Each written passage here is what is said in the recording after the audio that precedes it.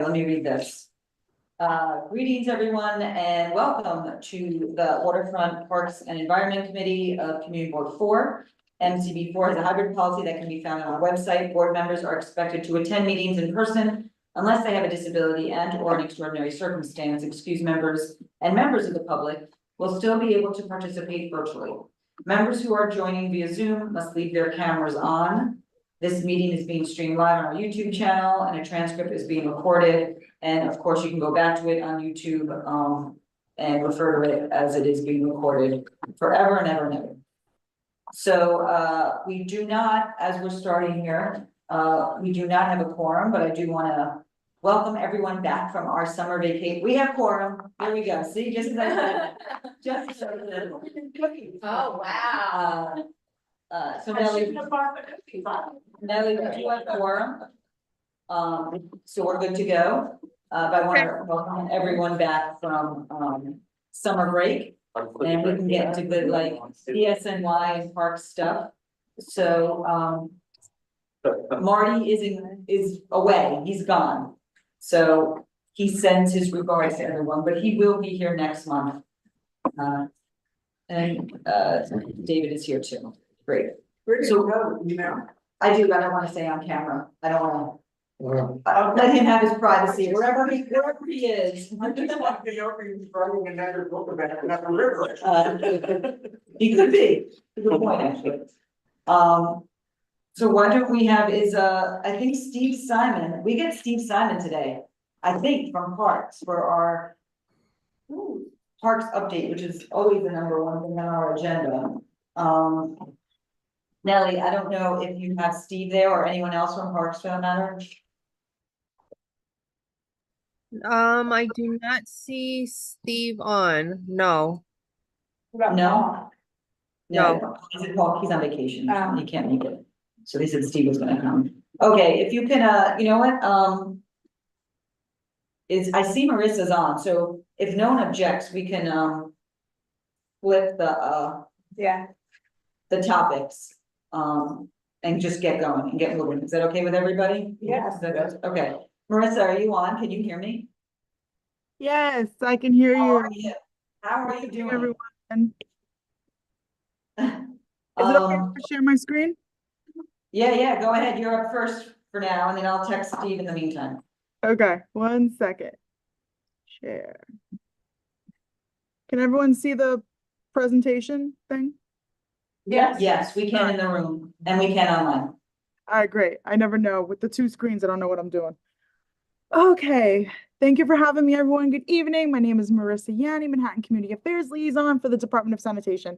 I have a couple of updates from the department, 3 specifically, and then I imagine there's going to be a lot of questions. So I'll be pretty brief with my presentation, and then we'll be able to kind of dive right into it. So number 1, kind of the biggest thing that's happening, starting November 12th, all properties, all residential buildings with 1 to 9 units must containerize their trash. It needs to be in a bin that's no larger than 55 gallons with a lid. Can you scan that so it's full screen?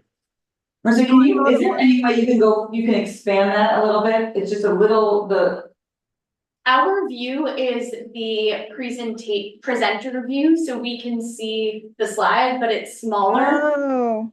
And so I don't know if you can flip the. there you go. That works. That's fine. Sorry, I have the screens on C, but the 2, I got all confuzzled. Can you see it better now? Does this work better? Or you want me to swap it again? Better. Okay. Yeah. Okay. Yeah, that's fine. Go ahead. It's gone? It's gone. It's gone. There we go. Yeah. Can you put it in slideshow? When I put it in slideshow, it goes to the other screen because I have 2 That's screens. what happened. Okay. So This this works. Yeah, this works. Thank you Okay. for me. For now, it works. Everybody.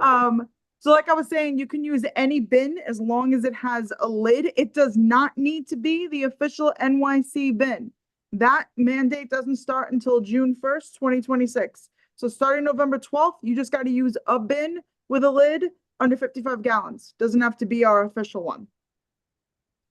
So that's for residential containerization. I know there's going to be questions about that. but the other two things, are pretty quick. No, typical. Here we go. You know, it was all perfect before. Okay, curbside compost is coming to Manhattan starting October 6th. Folks can put out any bin that's under 55 gallons labeled for compost. It'll be the same day as your recycling day. In every building, this is for every building, no matter how many units, everybody can participate in this program. So it doesn't matter what kind of building you have, unlike the residential containerization. And that's for your leaf and yard waste. I think everybody knows what's composted, but leaf and yard waste, food scrapped, and your food soiled paper, separating that from your trash. The last one is really for business owners, but just to keep this on everyone's mind in case anyone here is a business owner, the fines for cleanliness are actually going to increase. So previously, if you're a repeat offender, you have to pay $100 or, and that's it for each one. Now the fine amount is increasing. Your first offense is $50, then your second offense is $30, your second offense is $300, and then your third offense is $500, and then so on. It's going to keep being $500 if you keep making those same offenses. So that is my 3 major updates. I'll leave the screen up in case we need to go to a point, but I'm happy to answer any and all questions because I feel like folks may have some thoughts. I'm sure. And also I just want to, Nellie, can you hear me? Yes, I can. Is Christine Bertay in, because I know transportation also deals with containerization. Is she on, or anyone else from transportation? Yes, Christine is on. Okay, so why don't you bring her over? Okay. I'm sure she might have some questions. But in the meantime, why don't we go with Matt first? Go ahead. Great. Hey, Marissa, Matt Green here. A question about the composting. So you said all buildings can participate, and then I also saw that it's mandatory. I'm just trying to get a sense of what buildings need to do, if anything, to be, part of the program. Do they need to register with you all, or just how does that work for buildings? So nobody needs to register. Starting October 6th on your recycling day, start putting out compost. Use a separate container. It could be one of our brown bins. If you don't have one or that's not big enough, you can use any bin with a lid labeled for compost. This is for every single building, every single residence in New York City. And you don't need to register, you just got to put it out. But our building has to put together like that receptacle, and they need to sort of be responsible for finding a location and informing tenants where to do all this. It's not like tenants can just start putting stuff curbside, organic waste, and it will be collected. Is that? I mean, it would. If you put it on, go against your landlord or the super of the building, correct? I don't, of course, that's probably not a good idea. But if, let's say, a resident had their own brown bin, or a bin labeled and they had a space for it, then yeah, of course, they could put it out. But no, Okay. I would say go through the building management, of course. And they should know, Great. we've been telling everybody. Thank you. So I live in a brownstone that's narrow, and I don't really have space for all of this. I do compost, I drag it 3 blocks, so I love that we're gonna be composting, but I'm concerned about the space. And then my other question is, do you have to move the bins to the curb? Okay. Yeah, bins need to be curbside for collection. But if you don't have enough storage, if you don't have storage space within the property limits, let's say like in a yard or, in the basement like that, a bin can be stored on the sidewalk no more than 3 feet away from the building line. From the building, sorry. 3 feet towards the sidewalk. Yeah. Towards the curb. Not Towards 3 the- feet. Yeah. On the, yes. And the bin just needs to be labeled composting. Correct. Yes.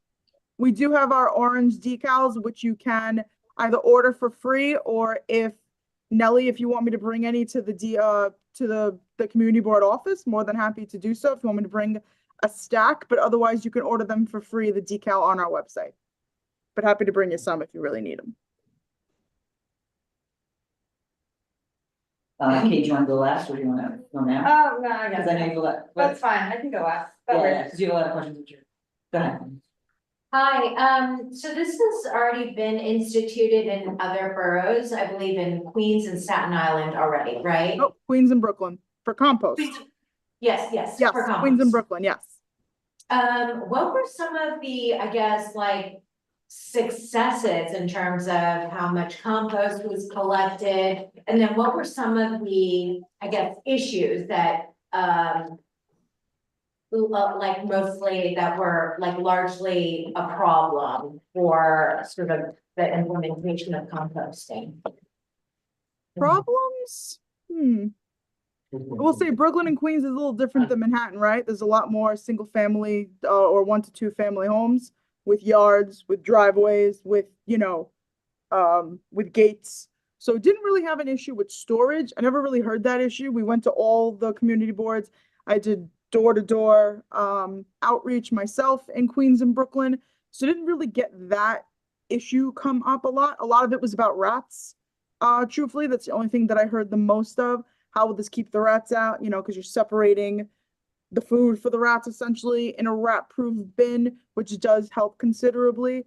I do not have the tonnage of compost that we've collected, but it has been a considerable amount. It has been very successful. We have been able to do compost givebacks from the organic material that we've taken in, that we've collected, better word for it. We've been able to do that in Brooklyn and Queens specifically, just for them to give back 1 pound and 50-pound bags of compost. So I apologize, I don't have a number, but it has been very successful. I will say a lot of folks do it. Everyone's been in the habit. They've all been doing it for about a year or two now. 2 years for Queens, 1 year for Brooklyn this October. You've definitely seen a big change in those boroughs. And this year, you mentioned Staten Island just because, so then October 6th, we're rolling it out in Manhattan, Bronx, and Staten Island. So it's all 5 boroughs will have the service starting October 6th. Thank you. Roberta. If one of the brown bins is being stored, in the exterior of the building and it is obscuring the sidewalk in some way, is there a process to deal with that? Is that something, I mean, the one answer is a individual could move the bin, but I think that's probably suboptimal. So, and presumably this has happened in the pilot. So I'm wondering if there is a recommended solution, if this should be reported to DSNY or someone else. So if the bin is obstructing the sidewalk, I haven't heard too much of that, again, because I'm looking at Brooklyn and Queens. I'm looking at Brooklyn and Queens where I haven't had that as much. I will say that is a question that comes up for the residential containerization, with that rule coming up. There will be, it's not live yet, a waiver if your bins would be obstructing the sidewalk. But that's not live yet, but that is something that I'm told that I can tell folks about. So I think that's interesting that you can bring up is, hey, I'm having 4 bins out there on my narrow street in Manhattan, which I feel like where this issue would be more prevalent. I don't have room for it or XYZ. There will be a waiver for that. I'm just waiting for that to go live for that to be available for folks. And if you see that a building or residence is obstructing the sidewalk considerably with all their bins and not taking the care to maybe put them up against the property line or XYZ, you could of course file on 311 for a sidewalk obstruction violation, but that is completely up to you. And then the waiver would be completed by the building, if they, Yeah. or the owner. Okay, thank you. Yeah, if you're in a larger building, when if you're not the sole owner, then yeah, I would say it'd have to be the building owner. But again, I don't have full clearance on that. I'm still waiting for more information on that. And we might not start it until the actual program, the rule goes into effect November 12th, just to see, it's easy to say now you're not going to have enough room, but when you actually do it, you might end up having, who knows? You might actually have the room. You're just lying to us. No, joking. Just as a clarification, how does sanitation know you have a waiver? I'm sorry, say it again. How do I know what? I'm sorry. How do the sanitation workers know the house has a waiver? Oh, well, that's something we'll find out when the waiver goes into effect. Because I don't have any information After on how that. many tickets? Yeah, fair. And also, I think that this, I mean, at least in our district, I think it's different in maybe the outer boroughs, but we don't have many single family. Or like up to 9, maybe up to 9. It's not just, but But the, eventually when this goes broad, yeah, any building can apply for a waiver. no, I'm talking about the containerization, I'm not talking about the waiver, I'm just talking about Oh. the what they're talking about now, this containerization only goes single family, 1 to 9. 1 to 9 units. We could have that. Yeah, oh, yeah, I guess it was. In like Chelsea. Yeah, maybe it's a few. Two in the, yeah, in the central. Because there also is gonna be bins, be miles of bins if it was in, but, anyone else? I think Christine has her hand. Yeah, no, but the little committee can first. Oh, and then- okay. Yeah, Katie, go ahead. Hey Marissa, Katie, long time no see. I have 2 questions. The first one is relating to compost. So, you know, you mentioned that the give backs that you've done for Brooklyn's and Queens residents who do curbside compost, that compost is, that they're getting back is made from their food scraps. Where is that being processed? In Staten Island, in the Staten Island facility that we have. Will Manhattan's compost be going to Staten Island as well? Yeah.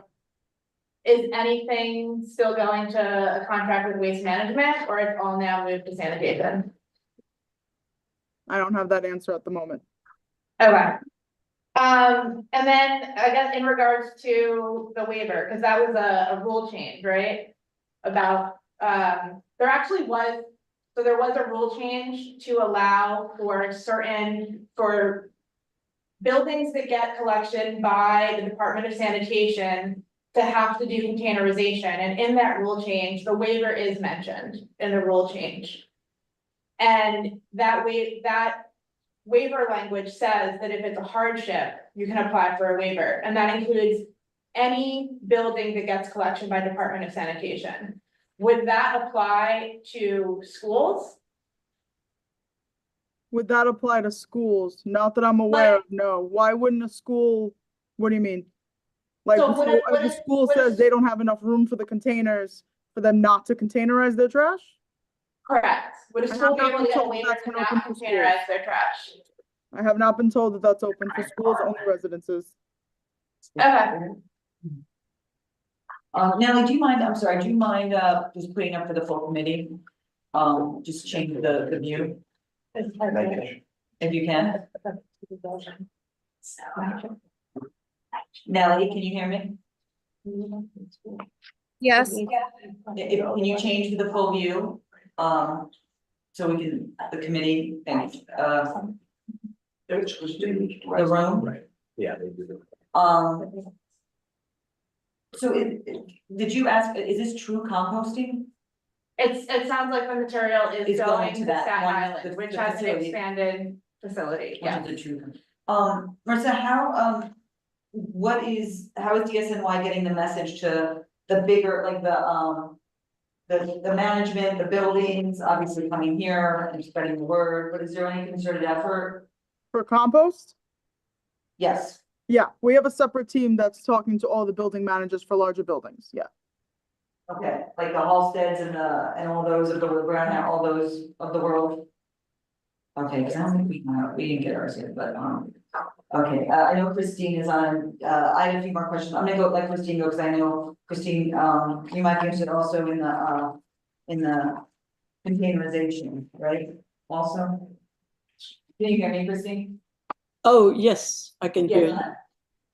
Yeah, yeah, on the screen, it looks like you're looking somewhere Oh, away, I'm sorry, which is funny. Do you want me to ask my question now? yes, yeah, please, go ahead. Okay, good. Thank you, Marissa. This is all very exciting. Can you remind me, above 10, who is supposed to do what? Is that from 10 to 30, are they already supposed to put it in containers, right? No, give me 1 second. Yeah. 1 second. I don't want to get that wrong. 10 and 1.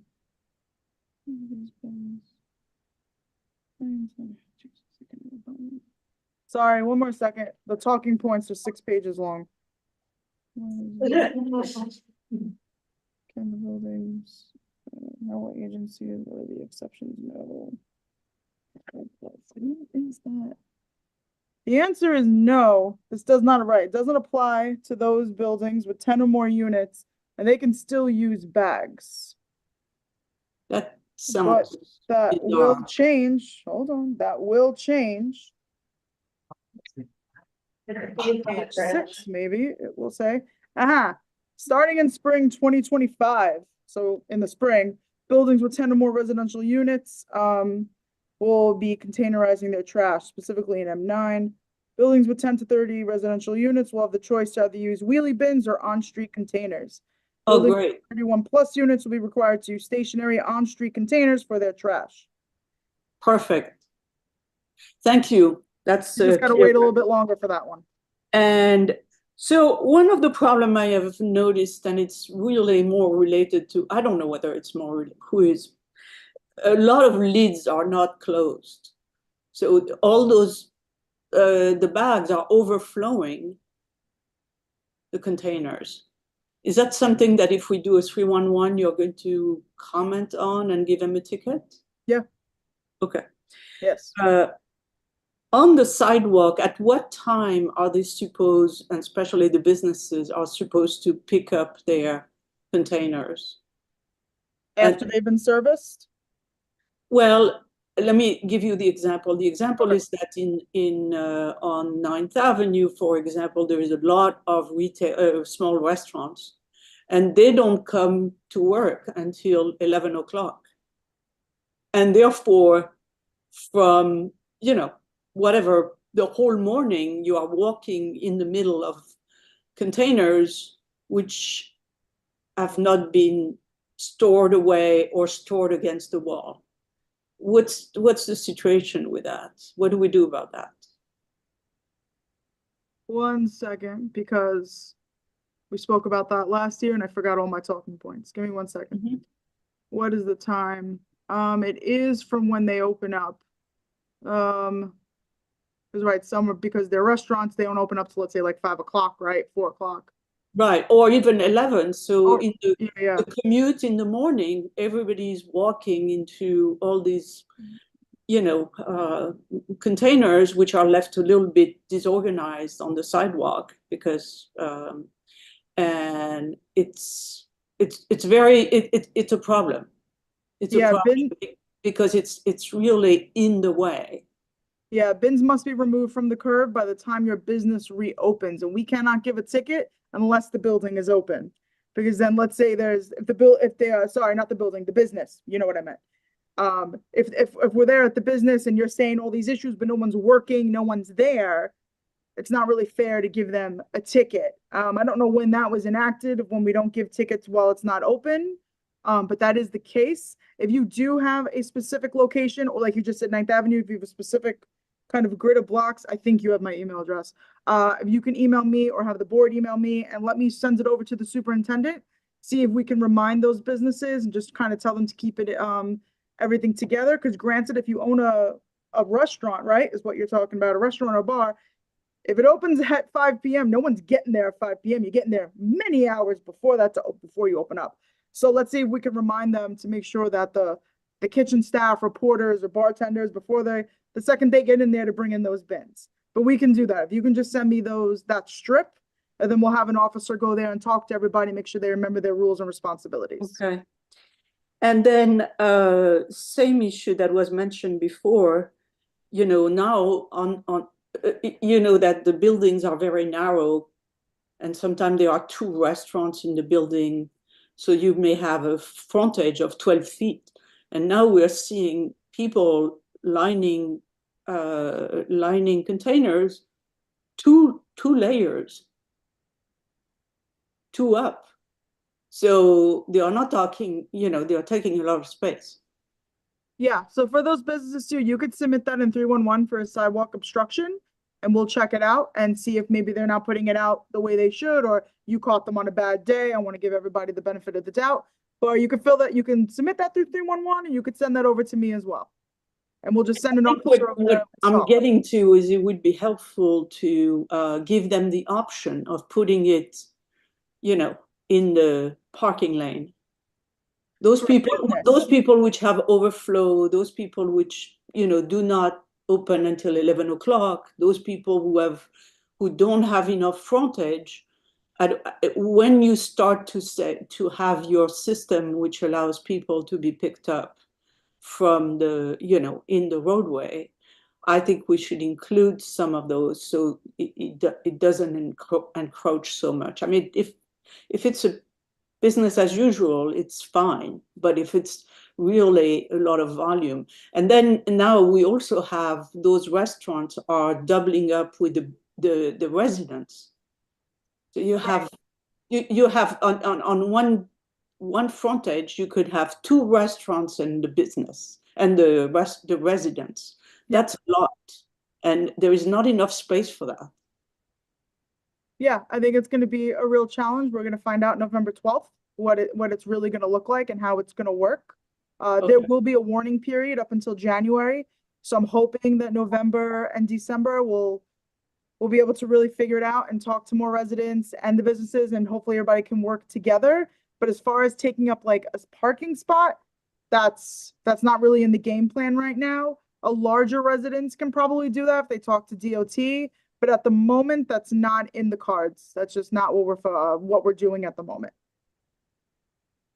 And are you planning to include in your rules that the minimum clear path from the pedestrian plan needs to be respected? Yeah.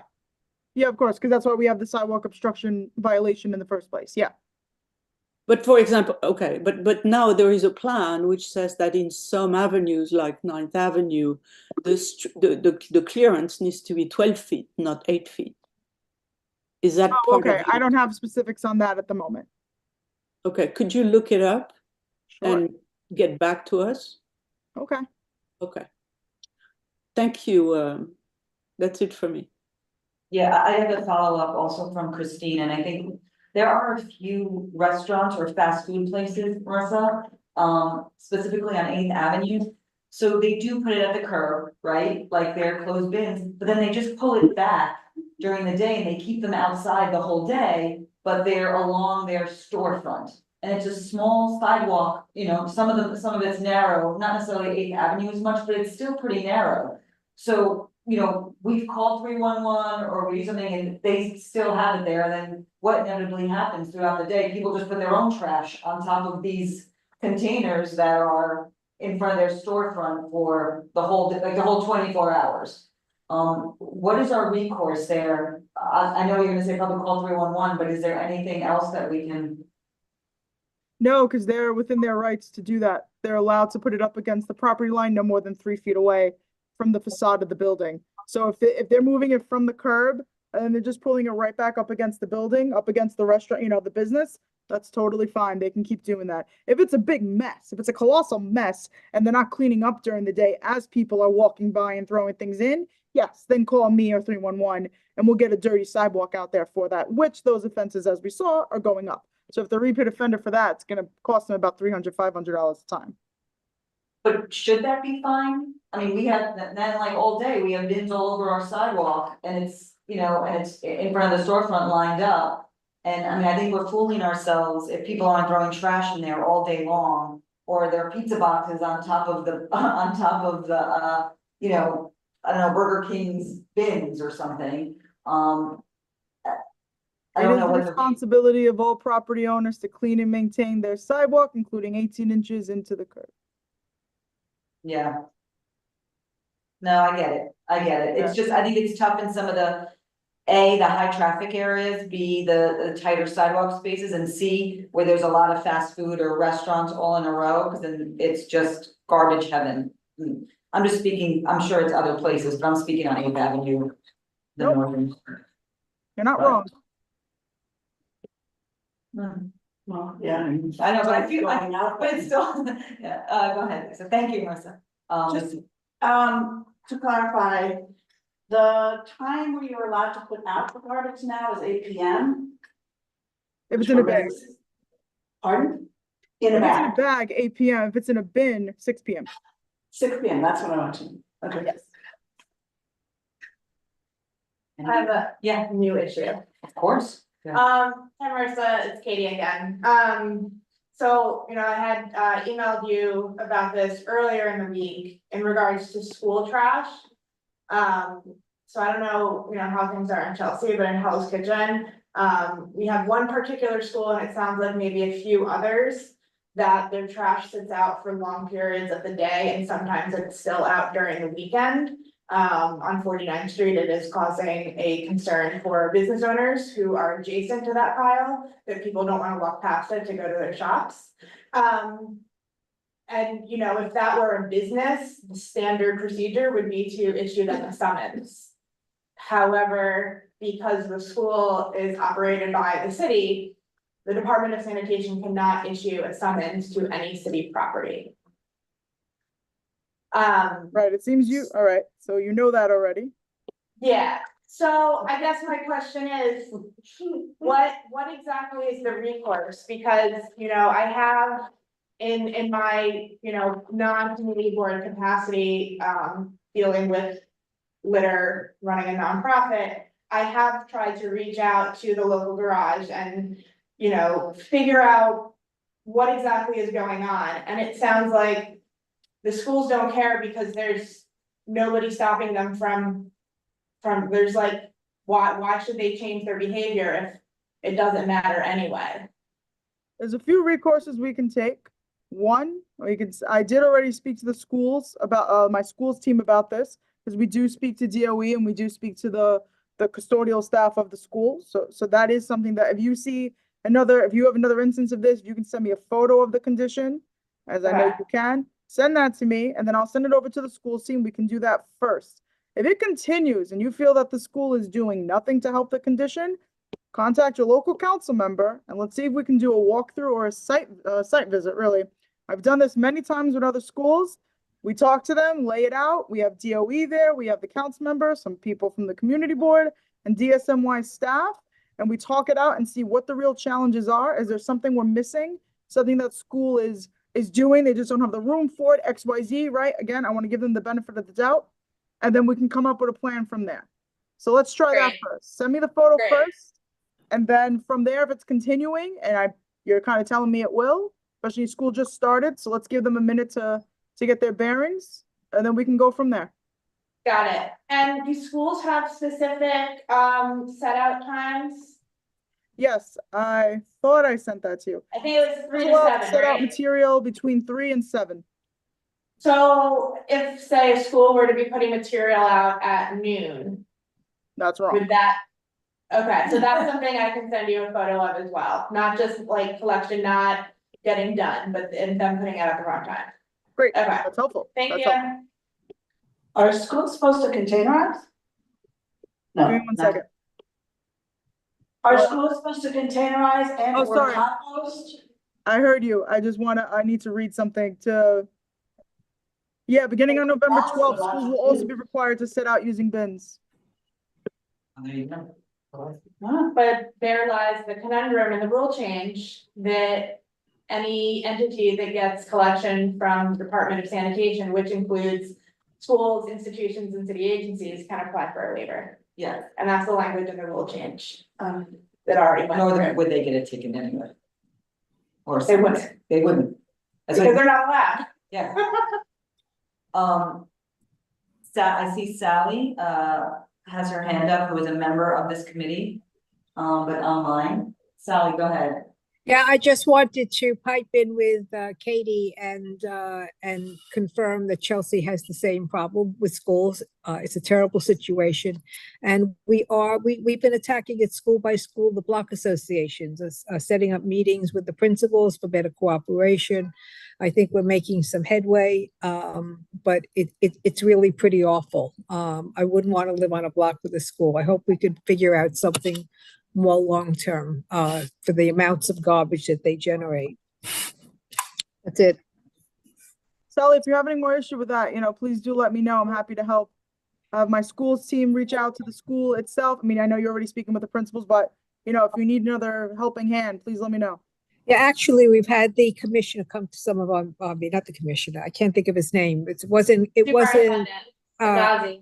it wasn't a Ghazi, it was somebody, maybe it was a Gazi. I think it was actually somebody above. I can't remember because I didn't go to the Oh, meeting. Deputy Chief? But we're definitely getting the attention that we want from your department, which right. is good. So they're coming to the meetings, they're helping out, and we'll just keep plugging along because, like I said, it's really pretty awful. So on those blocks, so we're making little progress, but that's how we're approaching it. Katie, I don't know if that will help you up there, but we're going whatever blocks have the schools on them. We're calling meetings and we're trying to resolve it. Great. But thank you, Marissa.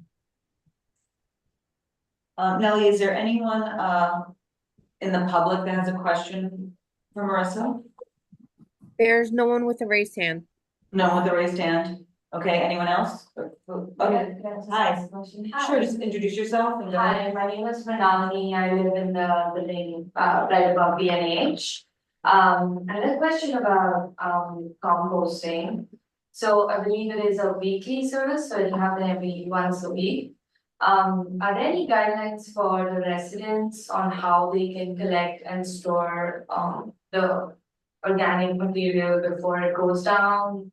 The building managers, because I've done this before and it gets quite messy, and if there is a better way to do it, I appreciate that. Any tips? Any tips? The only real tip I have is keeping it in the freezer. The best tip that I have. There is no chat. You can go on our website for more information about, we have some little tips and tricks about composting and how to do the best way to kind of store it in your apartment specifically. But of course there's no chat, so I can't send that to you at the moment. But you can really just go to you just Google DSNY, go to collection and go down to curbside composting. That might be your best bet on how to deal with like the smell and how to deal with it, because it is only once a week. You are correct. And if you live in a building, it's a little different than if you have like a one or two residents, 1 or 2 family residents, because then you could just keep putting it outside essentially, but you need to kind of keep it in your apartment for the most part. So using the freezer, I've noticed, is the best way to keep it. Yeah, I'm just trying to skip through and see if I can find another. Do you live in a bigger building? Yeah. Then, you do, what we've been doing is putting pressure on our management agencies Okay. to put aside like a base, some sort of space Yeah, so so they that- can. Yeah, because that's what, I don't know, I know some buildings on a block are doing, or because they don't have any room for it now, and they, and this is what's going on, and they know they have to kind of move with the times. I don't know if that had. Are you allowed, when you have the composting bins, can you put it in plastic bags before you put it in? Yes, Yeah, they would please, actually prefer that. Yeah, they want, yeah. Katie. Cause I What have do you used, bring, one Yes. deal at a time? I was Person that using works for DSNY, compostable yes. bags and they Please did put it in a trick. bag before you put it in the bin. They do. With enough heat though, with the. Yeah. 24 hours, you were lifting up Marissa, nothing. have you been on a tour to Fresh Kills? No, I have not. Okay, so, Have you? yeah, so when the material gets to Fresh Kills, they have a machine called the Liberator, which rips open the bags It spins it open. and, that solves it, and realistically, that also helps because how many building supers are gonna be hosing out Yes. that compost Exactly, bin, so. It's a necessary evil, but definitely put it in plastic, and also, the sanitation workers. It would be better that they pull a plastic bag out of the bin than empty the bin and you end up with food scraps all over your street. So thank you, Marissa. I think, especially this, committee, you're excited about the, expansion on composting. I know we've been banging the drum on composting, curbside composting, private bins. pickup, what? Smart bins. Smart, everything. So this is actually, we've gotten this in a good amount of time here, expansion for this program. So I think it'll be interesting how Manhattan handles it. But thank you for the presentation. I'm sure we'll, send any follow-up questions. And that's it. Yeah, Oh, go ahead. No, sorry, just one last thing. On our website, if you do have any more questions, or if you know some other folks, we are having general info sessions for compost and building management info sessions for compost, as well as info sessions for the residential containerization. So please, if you're free, I mean, you just had me tonight. Of course, I'm always here for you and can answer any questions. But if you have any other folks in your building or neighbors, please feel free to send them that info as well. And that way anybody else can join that info session, and we have a recorded info session on there too. So that's super helpful. Just that way more information gets out there. But thank you again for allowing me to come tonight. I really appreciate it. Hope you all have a great night. Great, thanks so much. Thank you, Marissa. Leslie, is that information that could maybe be put into a community board newsletter about the info session? Definitely, absolutely. We'll talk to Jesse and Jesse. Nellie, did you hear that? Maybe we can connect some of this information with the newsletter that goes out? Yeah. Yes, I will talk to Janine when she gets back. Yeah, absolutely. And I can follow up with you too on the points. I see Steve Simon is on. So Steve, can you hear me? Yes, I'm busy chewing. Yes, Should we give you a minute? that would be nice. Yeah. An honest man. At least he's telling us what's really going on. You were actually first on our agenda and, Oh, but it I'm worked out. It worked out. Oh. Cause Marissa was on from DSNY, so now it's your turn. Oh, Do you want another 20 minutes? Cause we have Adam here. no, I'm a last minute pinch hitter, so I don't really have a full report. But what's happening here? Okay, so the only real update I have for you is in regard to the issue we've had at Matthews Palmer Playground for quite a while with the repair of the facade on the adjacent building, which which has been intruding into the playground and for quite a number of years. So the contractor has resumed working, and I just got a report from them that they are making good progress. They believe that they're almost halfway done with the final phase of the work that's needed there, and they're hoping to finish, I believe, by the end of October, which is we gave them a permit until December, so this is actually good news that they may be finished at least a month or so ahead of what we anticipated. So we're still going to have to deal with the removal of the scaffolding, but at least it seems as though this portion of the work is finally on track. That's good news. Definitely good news. Hopefully that will come to fruition. Is that it? That's the whole parks, that's what you're coming with, the whole parks update? I'm afraid so. We have some questions. I was told that I should be showing up at this meeting basically to respond to questions or to hear your concerns about a particular park, and that's what I thought my role was going to be tonight. You are correct. You are correct. And you'll also be pleased to hear that on our agenda, we're talking about our statement of district needs. So which I think we pretty much have a solid foundation list, but we can ask some questions on that too. But does anyone have any questions? There's a ton of questions we have about different parks, but why don't we go Katie, then Matt? Hi Steve, Katie Savage, I live in Hell's Kitchen. I'm really happy to hear that progress is happening at Matthews Palmer and that the work is expected to finish ahead of schedule.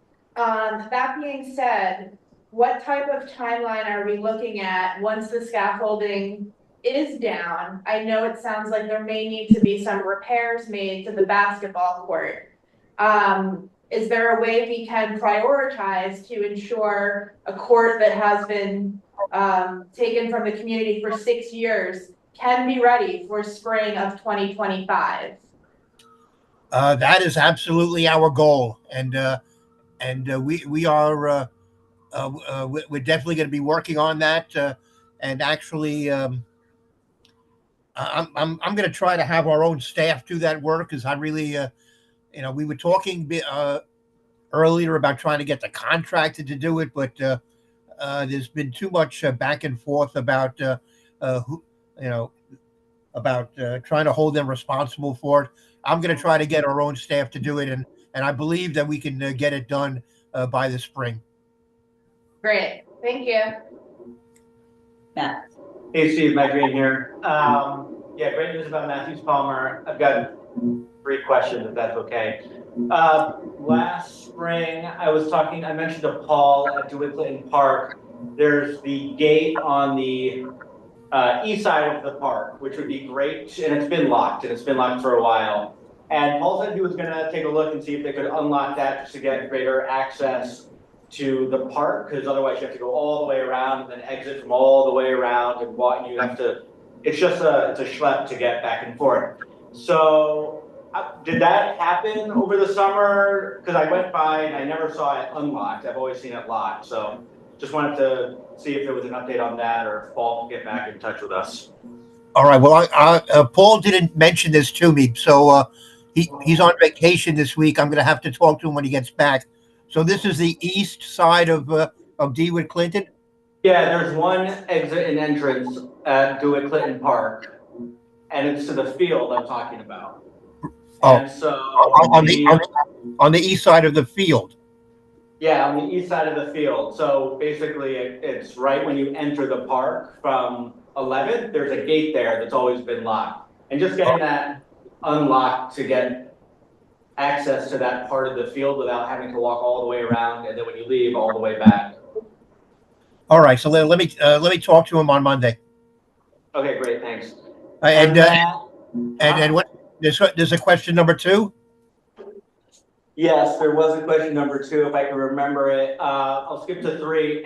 How's the dog park in Chelsea Park working out? I tell you, it has to be working out because I'm not getting any complaints about it. Oh, good. Okay, good. That's great. No news is good news. Yeah, and certainly if you were to compare it to the situation we had at Penn South, everything seems to be going along hunky dory. It seems to be working out. All right, great. I remember my other question. McCaffrey Playground.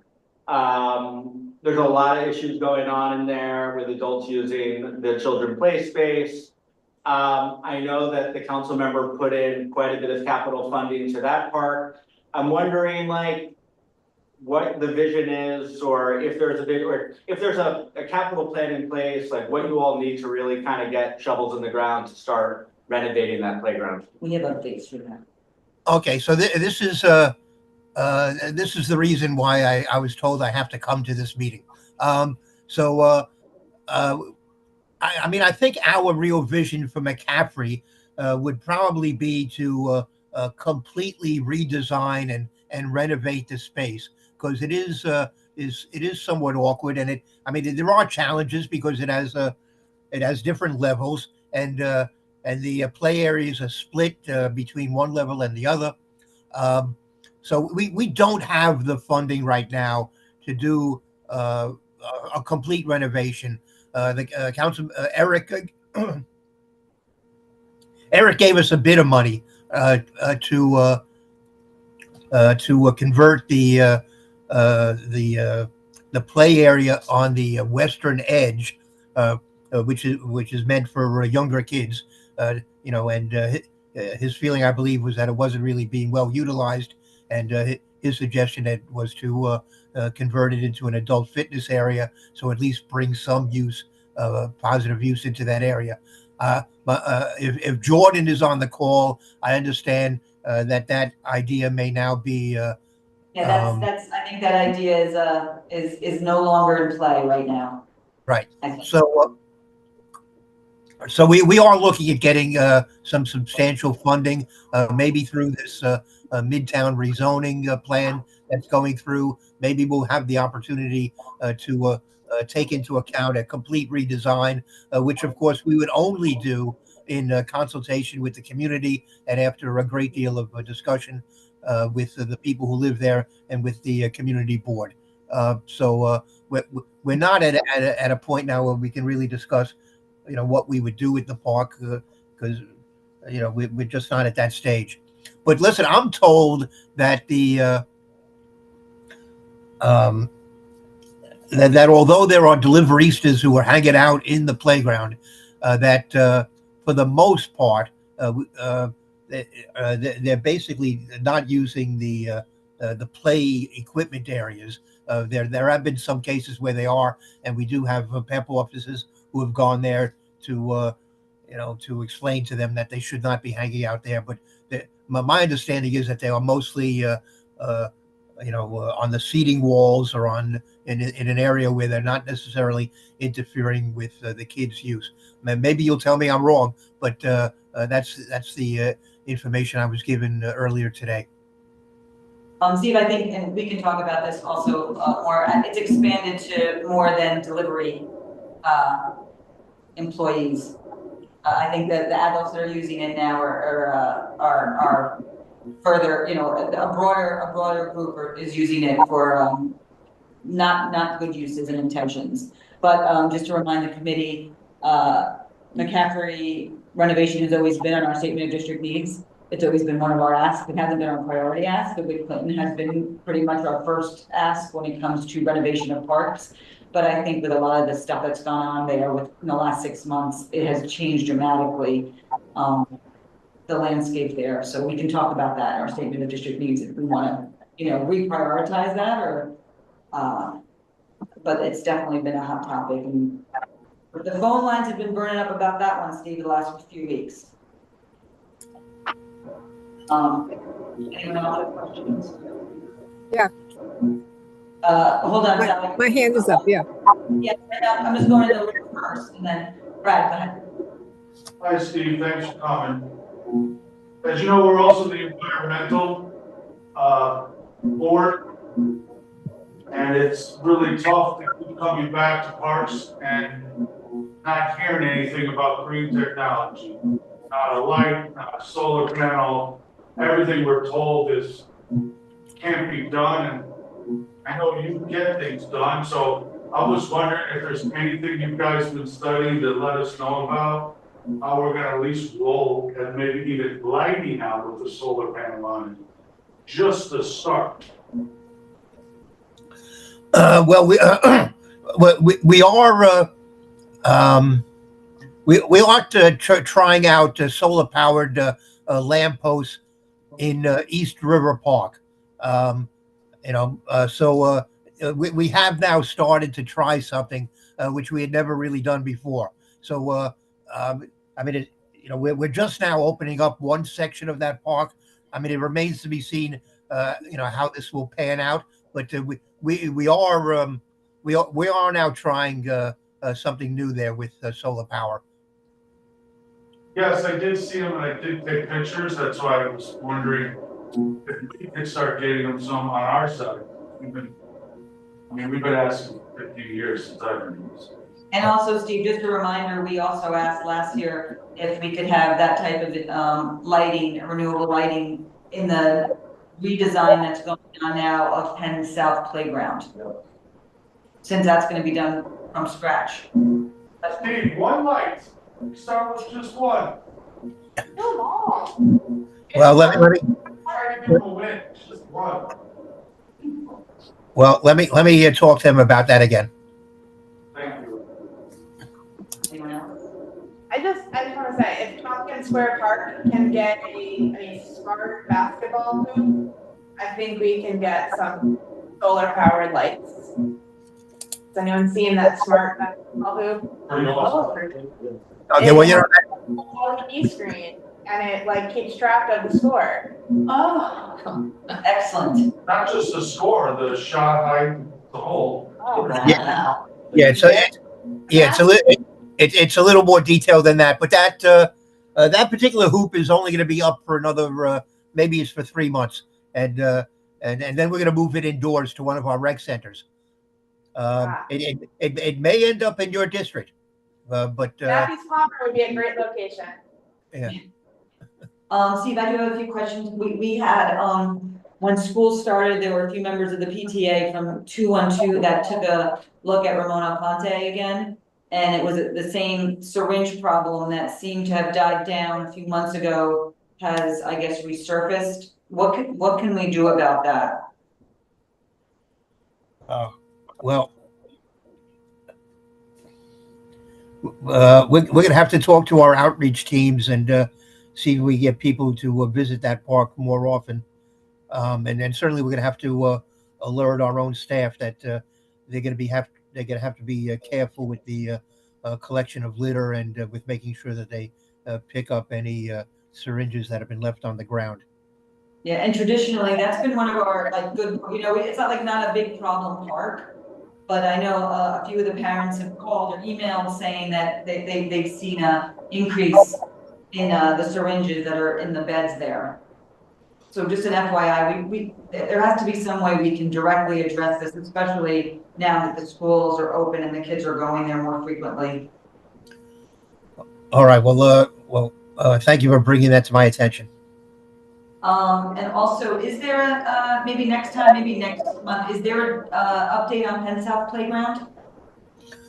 I think my last excuse me. Last time I checked, they were still working on the construction documents, preparing for the bidding process. I mean, I can get you an update, but I stupidly didn't do that before coming to this meeting. Okay, we can also talk online, so the next month we'll have maybe a little better understanding. And then the last thing, I think the Chelsea Park dog run, we know it's quote unquote temporary. But like you mentioned, I think we're verging on possibly permanent. And that might be one of our asks in our statement of district needs list. Does Parks have any thoughts on that, or have you heard any feedback on making that permanent, the dog run at Chelsea Park and renovating it to be a true dog park? Well, like I said, it has not been it has not been something that we've been actively discussing, but but I mean, if the community board wants us to do something more there, I mean, it seems to be working out fine. I don't know. I mean, we should discuss what else needs to be done there. Okay, definitely. And I guess my last thing is we have our statement of district needs discussion. Flag anything for us, or you can text me or email me, flag anything that Parks wants to work with us on. I know you were saying there was some Chelsea, well, you tell me, or Highline renovations for the structural. Yeah, well, that's that's a big ticket item that we spoke to you about, and Yeah. I still don't have a full report back on that, but listen, there's still there's still some money that we would like for DeWitt Clinton. We're going to proceed to do a project there with money that we previously obtained and some additional money that Eric has now given us, but it doesn't enable us to do the entire playground, and I don't think it gives us enough money to do the handball and the pickleball area. So there's some more money we could use there, and McCaffrey should be high up on that list. We would still like to renovate the playground at Gertrude Kelly and repave that central walkway. At Hell's Kitchen, we've had discussions about the fact that we would like to update the play equipment areas and And the playground surface there, right? Yeah, well, and in doing so, we would be replacing the safety surface, which needs to be done. At Chelsea Rec Center, we need money for the elevators, and you guys have been very good in focusing on the fact that our public restroom buildings in these parks all could use upgrades and should be made ADA compliant. So those are still, those are still our basic needs, I think, for District 4. Okay, and we can also talk online, because we're discussing it, and then I think we're going to, like, put it in stone next month.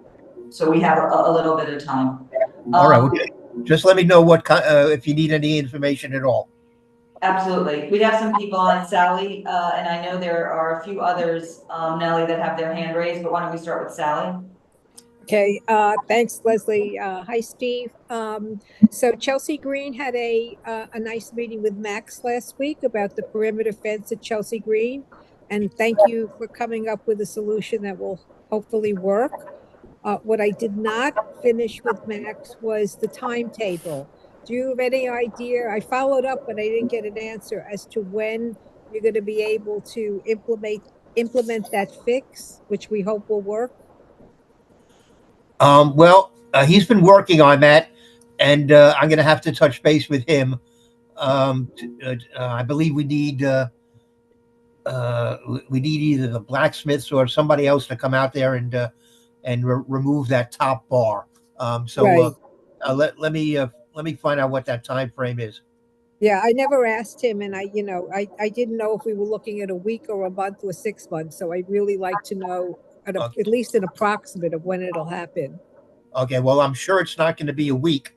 No, well, it's already been 2 weeks, so. So there you go. So, But I certainly would hope it's not going to be 6 months. But right. let's find out. Yeah, just a feel for it. That would be great. I'm so glad that we can, we're thinking about doing something that will hopefully work. Okay, well, I'll tell you, we're very pleased that you actually liked the idea, because we were a little, we were unsure how you'd receive the idea, but we're very glad to hear that you think it might work. Yeah, I mean, what exists does not work. So, and we're not going to get our 7-foot fence, at least not in a week or 6 months. So no. Let's try this, because we know what we have is bad. Very good.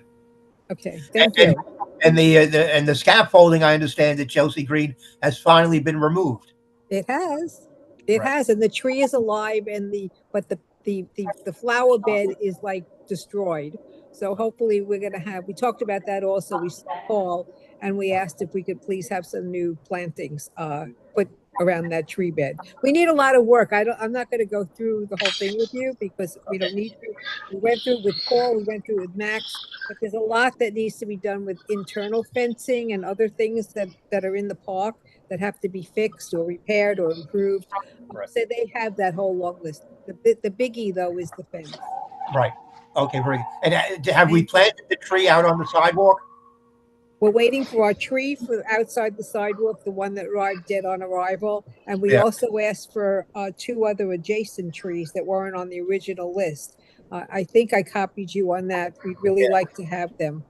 So we're talking about 3 trees total? Yes. All right, let me check on it. Okay. Thanks so much. Okay.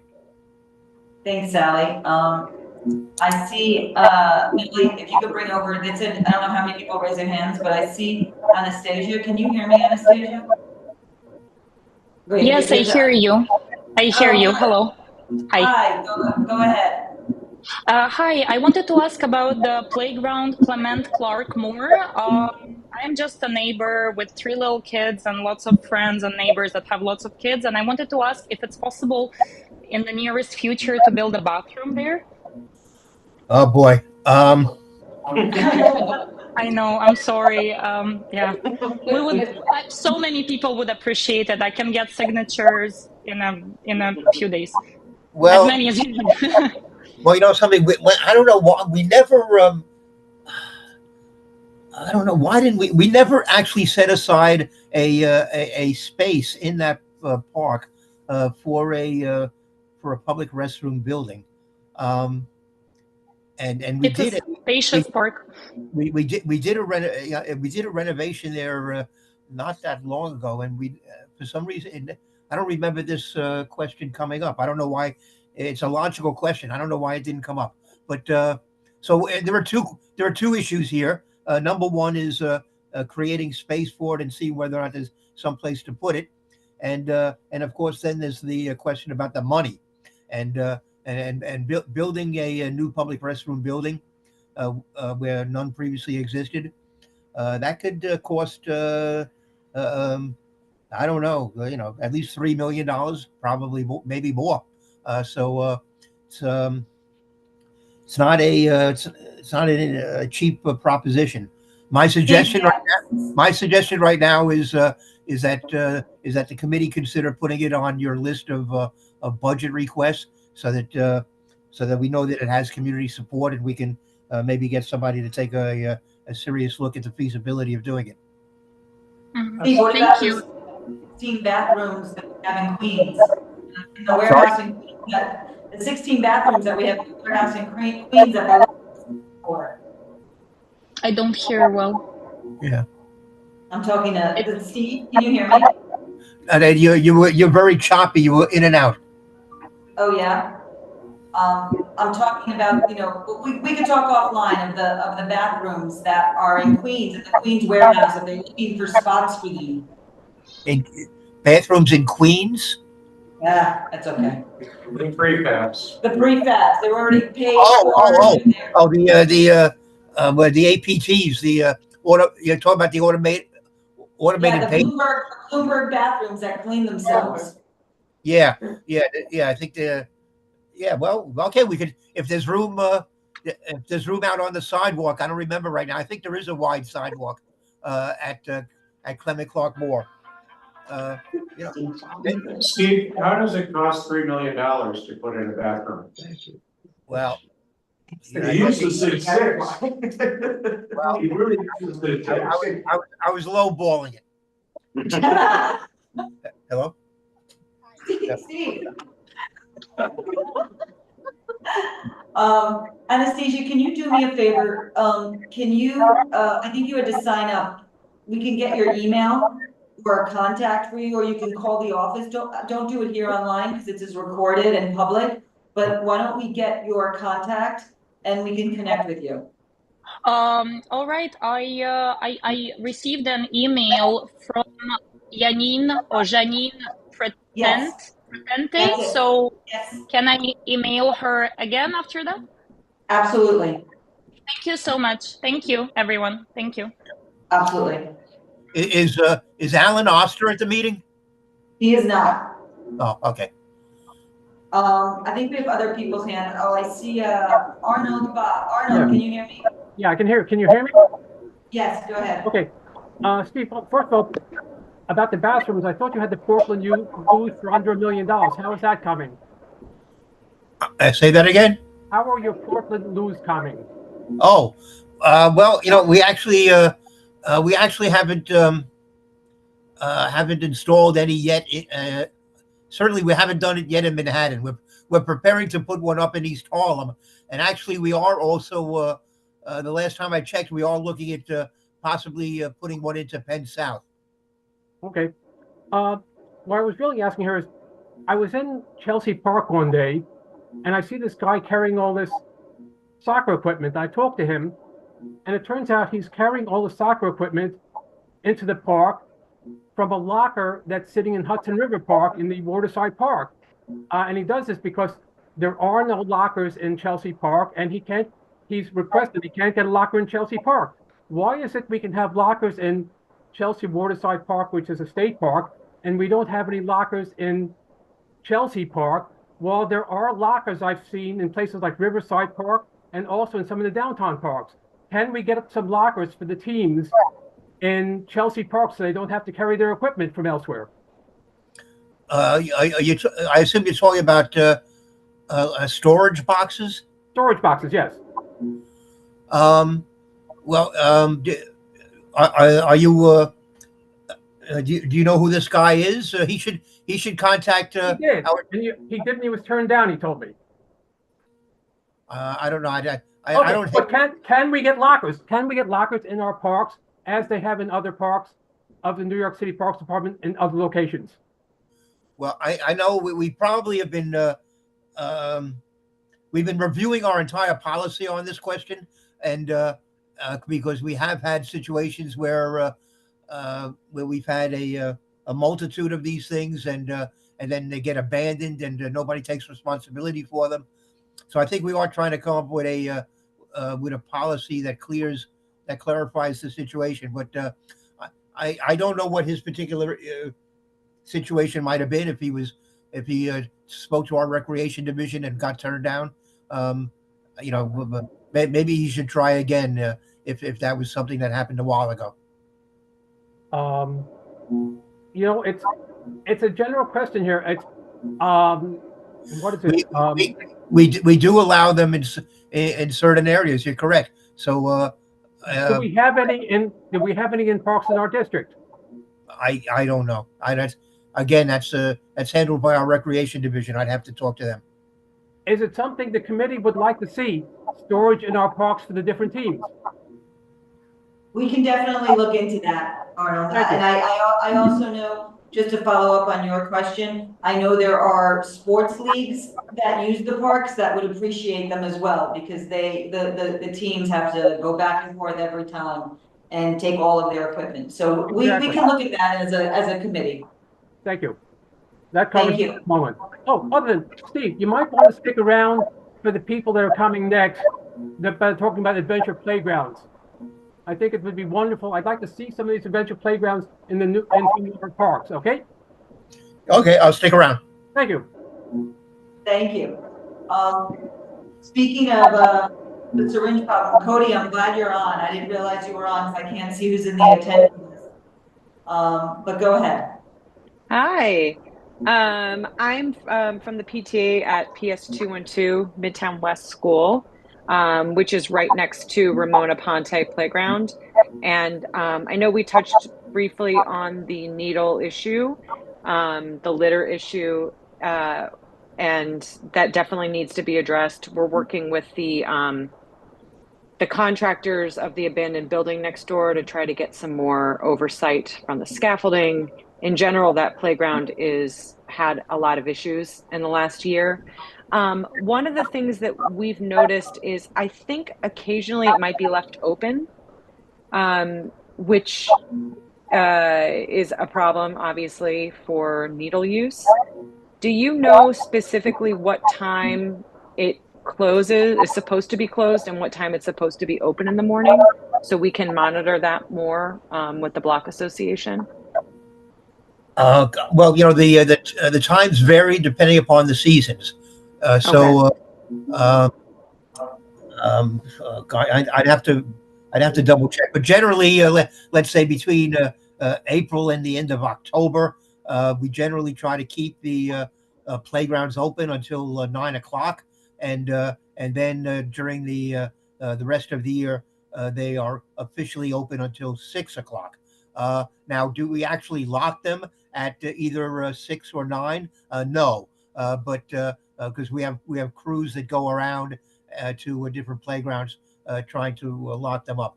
So maybe they don't get there until 10 o'clock or maybe even later. And what time are they open in the morning? Supposed to be? It's either 6 or 7. Okay, because I'm pretty sure I think that it's been left open, which is probably contributing to the needle issue, just because the contractor next door said that he was there very early and it was already open. So I doubt that they would have opened it earlier than. I mean, it makes sense that they would get there later, but I'd say the hours are posted on the sign at the playground. So okay. So you don't have to go by what I just told you. The official hours are on that sign. Now, okay. Now there are situations which actually seem to be occurring more frequently than in the past, where we are not able to lock up playgrounds because when we get there, people refuse to leave, and we're sending maybe 1 or 2 people there at a time as part of the lockup crew. They're not going to get into altercation. Yes, they're not going to get into altercations and fights with these people. They ask them to please leave, but we every single night I'm getting pages telling me that they can't lock up certain playgrounds because people just won't leave. And so where chances are that if you find that something has not been locked up the previous night, it's because we just couldn't do it. People insist on staying there and don't pay attention to the rules. Okay. I guess I'm just wondering, like, if, obviously you guys are hopefully going to help us address getting the needles picked up. But if we could prevent them from being in there in the first place, Right. that Of would course. be, No, the better, we don't, I mean, we're with you on this. There's I know. absolutely nothing, we don't want our playgrounds to represent a danger to the kids or to anyone else using the playgrounds. And we don't want them representing a danger to our own staff, which then has to pick them up and, Right. and sometimes, ends up getting stuck with them, especially when they get, thrown in with the rest of the garbage and litter. And then they get, when they're lifting up the bags or whatever, the needles are sticking out. So we don't need these needles. We're certainly, we're Yeah. with you. And yeah, I would, just in general, it's hard for us because it's a very small playground and it's one of the main playgrounds for Yeah. the neighborhood. Right. We've talked about McCaffrey Playground being somewhat not usable for children at this point because there's a lot of older men in there. Right. And, we're just having a lot of issues, but I do appreciate, putting that on your radar and, Yeah. trying to, as much as possible, keep it closed Are on you time would be great. are you in touch with our park manager, Paul Evans? I am. I have Paul's email. All right, very good. So that means he also has your email. Yeah. All right. So we had a conversation about this at the end of last year. So we're just putting it back on the radar because I did a walkthrough Very good. 3 days before school and found 2 needles in the park. All right. And did you say that this is PS 212? PS 212. We share the block with Ramona Ponte. We're on Okay. 47th Street. All right. So 212, like the area code. Yep. Very easy to remember. Yeah. All right. All right. Well, let's stay in touch. Okay. Thank you. I appreciate it. Steve, Okay. to follow up on what you were saying, if a park employee approaches someone who's leaving, a few people who are sitting in the park and ask them to leave and they don't leave, right? And I know that you don't want a confrontation between the park employee and this person. What is the protocol then? What is the next, you just say, okay, do that, that's it? Or is there something else? No, I mean, they just go on to the next location. They, Well, I mean, that's if they can't convince the person to leave and they have to leave, they just go. Why don't they just lock up the park? Or call the police? Or call the police or call PEPS, or there has to be another, we just can't leave people in there all night and then the parks are not. The problem is they have, they just don't have the time to wait for the police to show up because they have to move on. They're locking up, I don't know how many different locations. They have to move on or else they'll be working, all night long. It's a dilemma. I mean, it's just not, there's no easy solution. Can they go around with a PEPS? Well, not really, because at that hour, we don't have any PEP working. How is? You would think that's the prime time. What do you mean? Yeah. Well, the prime time for PEP is when people are, when most people are using our parks. So they're not working for the most part at 9, 10 o'clock at night. Steve, I think we're seeing an issue though, particularly in Hell's Kitchen, that there are people using the park later at night. Not necessarily the intended users of the park, but there are people actively, because this isn't just an issue at Ramona Ponte, it's also an issue at Matthews Palmer Playground, that is frequently left open as well. So I understand that, Parks has very limited resources, but to Leslie's point, if this is a known issue, perhaps it would make sense to schedule someone from PEP to go around with the crew who's locking the doors, the gates. So if there were to be an issue, someone is immediately there to help take care of it. Well, I just don't know if we have the ability to do that. But, you know, I mean, you know, I just don't think I don't know if we can do it. Leslie, do we do any? Well, that'll be in our budget, definitely in our budget I mean, that's not a big ticket item.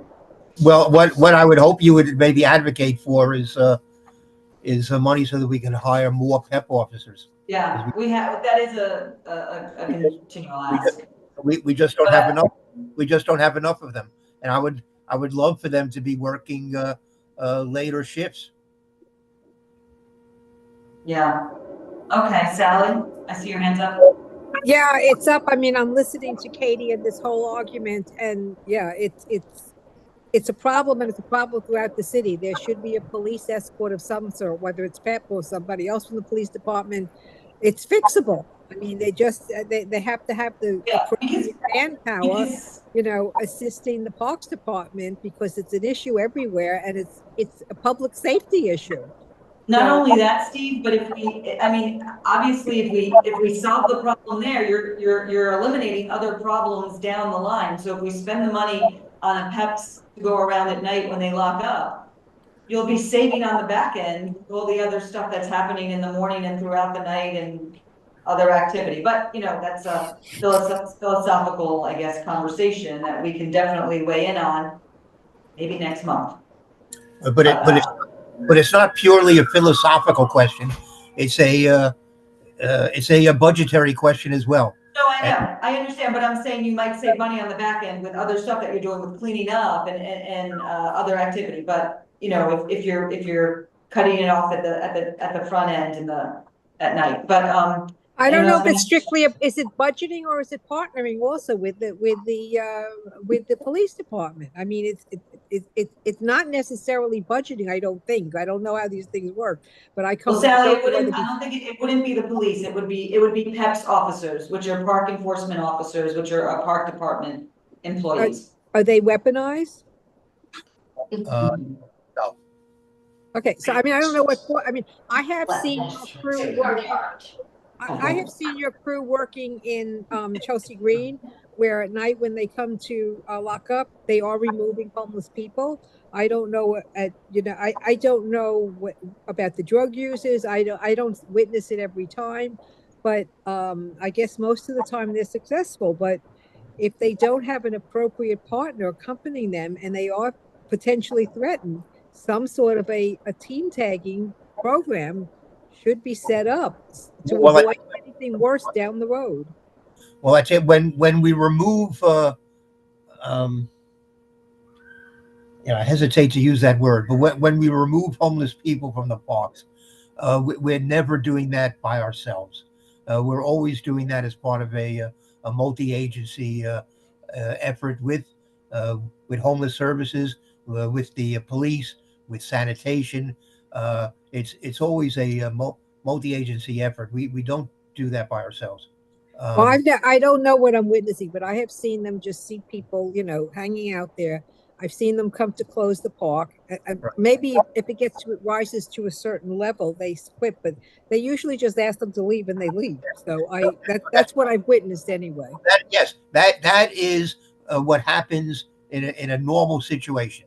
They arrive at a park. If somebody's inside, they say, "Could you please leave? I'm locking up." And generally, people will cooperate and people will leave. That's what I've seen. Yeah.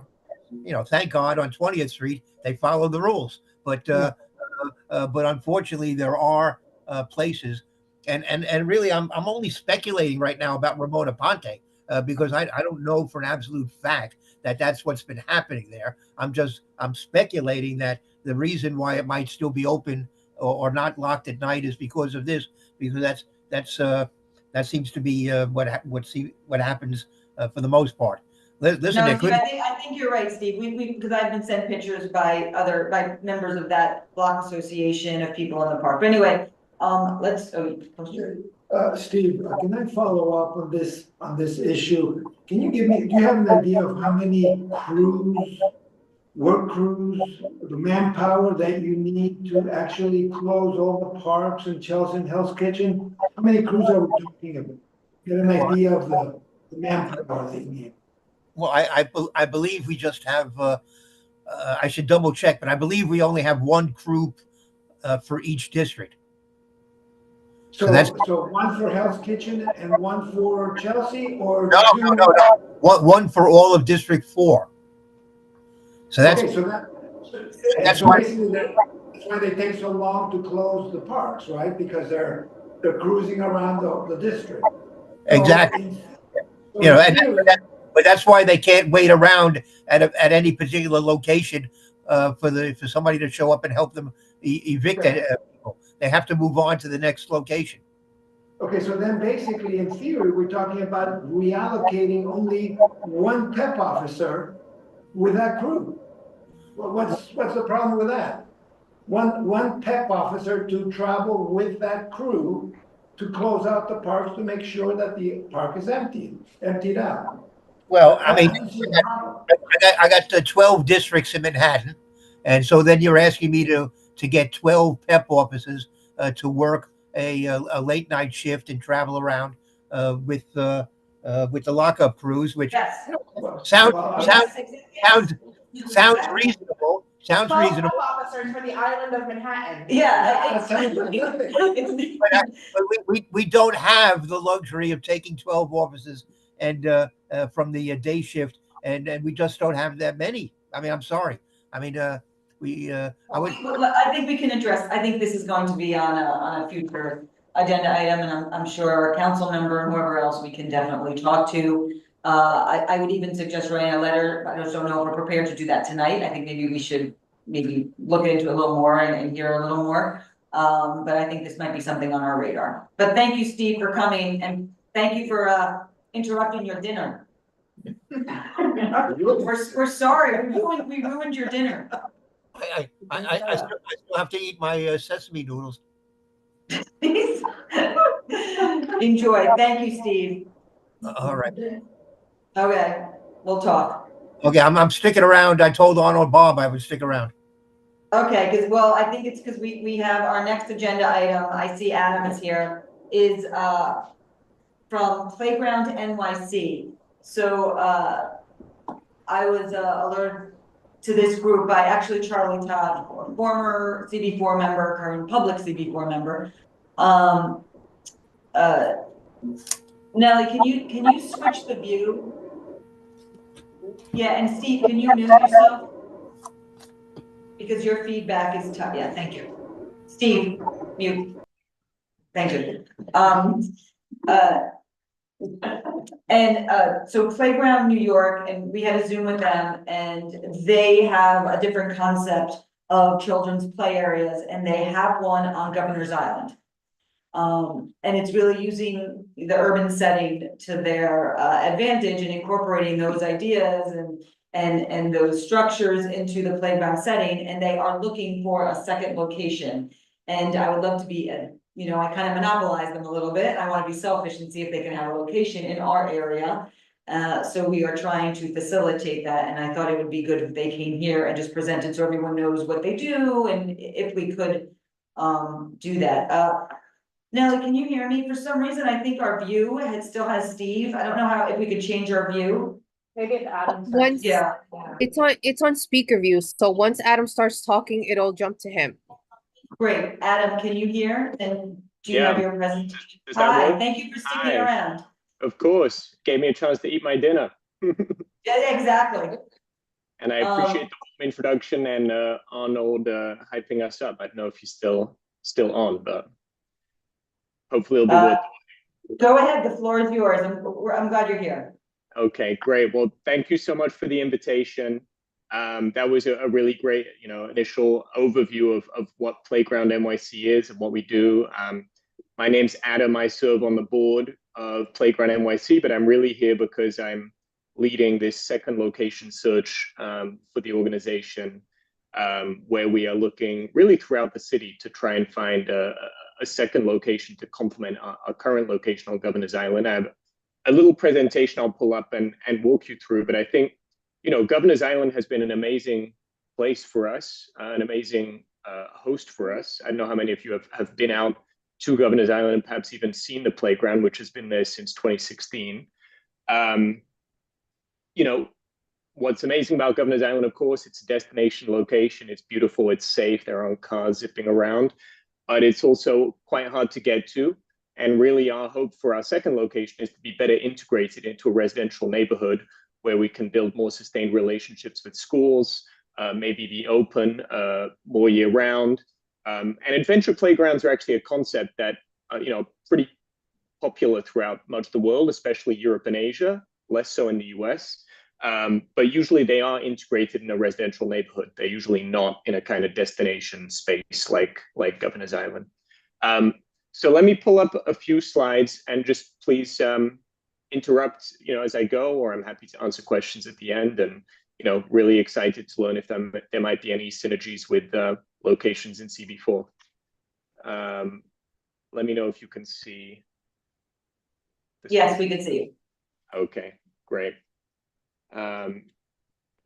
So Playground NYC has been around for about a decade. Really, our goal is to transform the city through play. The primary way we do this is through our adventure playground on Governor's Island, but we also work with schools and with community organizations throughout the city to do pop-up play events that underscore the importance of play for the creativity and the growth of children. So here's an image of the yard, our adventure playground on Governor's Island. I don't know how many of you have heard of the term of an adventure playground, but it's actually something quite specific, which is basically a playground that is built by children for children. Parents are actually not allowed in the playground, and it's using upcycled materials. So really the principle is about creating an environment that kids can control and manipulate and grow and build themselves, almost like playing fort at home, but on a massive scale. And studies have now been done of adventure playgrounds that show that compared to a conventional playground, which is really built for adults and their liability concerns, you know, kids get more exercise, actually are more social, and develop much more sort of independence and sort of openness to taking risks in this kind of environment than in a conventional playground. The site is bigger than this. And there's some parts that are a bit more structured and other parts that are a bit more sort of, you know, different materials all over the place. But really, it's an environment where kids are just invited to do whatever they wish. There are play workers, which are paid staff who supervise the kids and make sure they don't get into, you know, activities that are overly risky. But they are not telling the children what to do. And it is not like a camp where you have, you know, 10 minutes doing this and 20 minutes doing that. It's really open-ended play, and that's the power of the concept, especially in, you know, increasingly overscheduled lives for kids as well as adults. So here are just some images of the kind of things that happen at the adventure playground. There's pianos, there's an area called the Smash Zone where you can just go break things, you can build things, you can climb on things. And really the power and the impact kind of speaks for itself just in terms of the kids and the testimonials from both the kids and their parents. And one of the moving things about doing this search over the past 3 months is just in all 5 boroughs, we've had people just say, oh my goodness, my kid went to one of your programs and it was just transformative. They hadn't been in a space where they could be in the lead and they could kind of steer their own play and their own activities.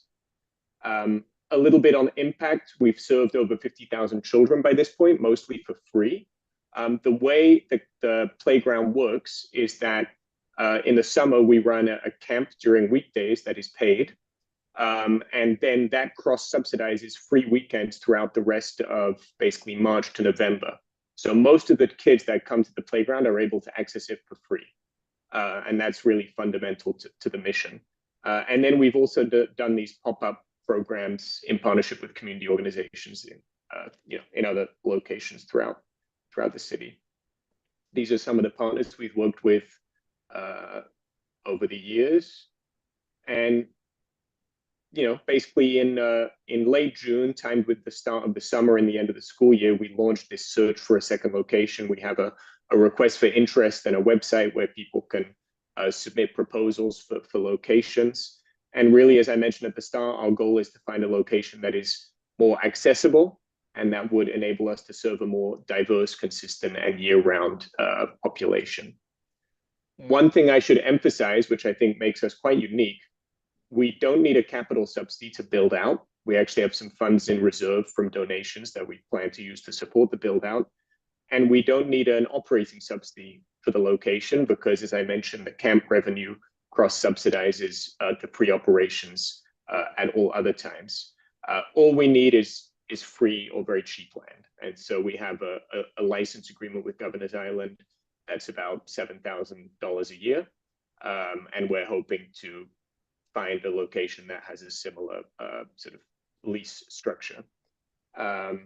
In terms of what we're looking for in terms of the physical requirements, the current site on Governor's Island is about 14,000 square feet. That's really the ideal. We say 5,000 minimum. That's pretty tight. I'd say 10 to 20 is really ideal. We do need on-site utilities. We really would love for there to be dirt or grass on the ground just for the safety of the kids, and some shade is nice in the summer. And then this one is more of a, if possible, having some indoor space nearby where we can relocate if the weather's bad is also would be really great. And whether that's a community facility or a school or something like that, it's something we'd be interested in having if it's possible. So thank you so much, and I'm happy to take any questions. Thanks for the invitation. Does anyone have any questions? And just to clarify, you're looking for potentially privately owned land, because you wouldn't be able to do this in a city park, correct? We're actually in discussions with the City Parks Department. I don't think there's any reason that we wouldn't be able to, similar to a license agreement for an ice rink or for any other kind of, entity that's operating in the park and offering services to the public. There is some interest from some different conservancies, so we are, in discussions with the Parks Department to understand what are some of the concerns, because obviously Trust for Governor's Island, while it's not a City Parks property, is owned by the City of New York and operated as a parks use, and they have clearly been comfortable with what we do, and we have liability insurance and all the things that any operator open to the public would have. But we're open to a private site as well. We're open to any site that would be accessible to the community and where we could be given below market terms, or essentially cheap or free land. I may have missed this. No, go ahead. I may have missed this, but is there some kind of adult supervision to make sure the kids don't build something dangerous? Yeah, absolutely. There are trained professionals called play workers who supervise the kids, and there's a ratio. I can't remember if it's 6 kids to a play worker or 8 kids to a play worker. It's something that's enforced by law. But yes, there's constant supervision, and the concept of play workers is that they are there to facilitate the play of the kids, but not instruct the play of the kids. And that's part of the power of the concept. And so there's also an employment element where wherever we locate on our second playground, we would hope to train and staff up community residents, ideally, to staff the playground, so that would further enrich and strengthen the connections to the neighborhood. Thank you. Roberta, So you mentioned liability insurance, and I was curious, if someone were to be hurt on one of the playgrounds, would it be the nonprofit Playground NYC that would be liable, or would it be the Park Conservancy or NYC Parks itself? I know that's that liability has been in parks has certainly been a concern within the city, so I was kind of curious. Yeah, no, it's a great question. I mean, to be honest, I'm not 100% sure, but I'm 99.9% sure that Playground NYC would be liable. We are the ones who, take out the insurance policy. It's in our name. It's a requirement from the Trust for Governor's Island that we have general liability. But yeah, it's a policy that we take out. And compared to conventional playgrounds, we actually have fewer accidents because of the supervision that was mentioned. And even though I put a lot of pictures of kids with hammers and nails, that's actually not the typical activity. It's usually just kids, rolling things around and playing in the dirt. Thank you. Very interesting concept, Adam. I'm looking at it from a risk you mentioned risk several times and liability as well. I'm wondering, can you compare the injury rate that happens at these type of playgrounds versus the traditional type of adult built playgrounds, and talk a little bit about that. Just give it more color on that. Yeah, it's a great question. I don't have a specific data point. I do know that the studies indicate that there's lower, injury rates. I can say that in the 8 years of operation, I think we've had basically one broken bone, and that was from someone swinging and falling, and it was long before I got involved. But as far as I've understood, for 8 years and 50,000 kids, that's pretty good. Thank you. This is like so exciting, and I'm kind of like selfish for our community board to have it. Like, I would say, what's like the minimum lease sort of agreement that you guys are looking for in terms of, like, because I could see that this is a great sort of like segue to maybe something that's pre-construction, like they are willing to have kind of a pop-up, but I assume that from a cost standpoint, it doesn't make sense to have something that's too short of a time period to have. Is there like a minimum time period for your leases? It's a great question. I believe our lease with Governor's Island is a 3-year lease, and it's a kind of, subject to renewal, and it's always been renewed. We're not expecting a 99-year lease or a 20-year lease. I think I will just use the Governor's Island lease as a benchmark and say that, perhaps at minimum 3 years. And that lease was obviously given in the context of a site that, development would never be possible because Governor's Island has so many restrictions. I think the meanwhile use concept is pretty interesting. And if there is a development site that you have in mind, it's an interesting idea that I hadn't really thought about. Usually the timeframes there are tricky because people then have to come and do site work and get, pre-construction work. So, but it's interesting. I mean, 8 years ago, Domino Park in Williamsburg might have been an interesting site. That they had a lot of, they had a BMX run and these kind of temporary uses. I don't know if there are development sites of that scale in CB4. Are there any that you're thinking of specifically? No, I mean, it's just, real estate in Manhattan. Oh. Well, yeah, I was gonna wait my turn, but the tow pound can easily take a section and we can put down easily bark and be ready to go, because it's gonna take a few years. And then we can roll ourselves into being in with Hudson River Trust somewhere. So I connected them I'm with sure you did. with Hudson River Park Trust, because I thought maybe that, maybe that's a natural fit, that they have some land that is A, big enough, B, close to bathrooms. Yeah. So right there. And C, like it's where people go, like it's heavily, It's a great traveled. spot for it. And then I was gonna suggest, thanks for coming. Obviously we're on the west side, we're on the water. If you guys looked at using barges. Because then you can make a deal and then you can move it around to another section if you like. Because these seems, the way the playground is set up seems made for something like that. I didn't hear the beginning of the comment. It was about being able to move around locations. Barges, We're like a floating A playground. nice big large barn. Oh, I love that idea. I know about the floating lady pool that was at Brooklyn Bridge Park for a while, and that took like 15 years to get developed. So I think anything floating from a permitting perspective is really tricky. But I will put it into my my dream. Adam, take our kids and float them around the Manhattan for 12 hours and then bring them back to us at the end of the day. If they're tired, they'll be great. And then another thing, we have, I call it Google Pier, but it's not the Google Pier, right? But downstairs, they have big caissons. They have these big massive rooms that they're supposed to give out to the public. And I don't think they're really being utilized.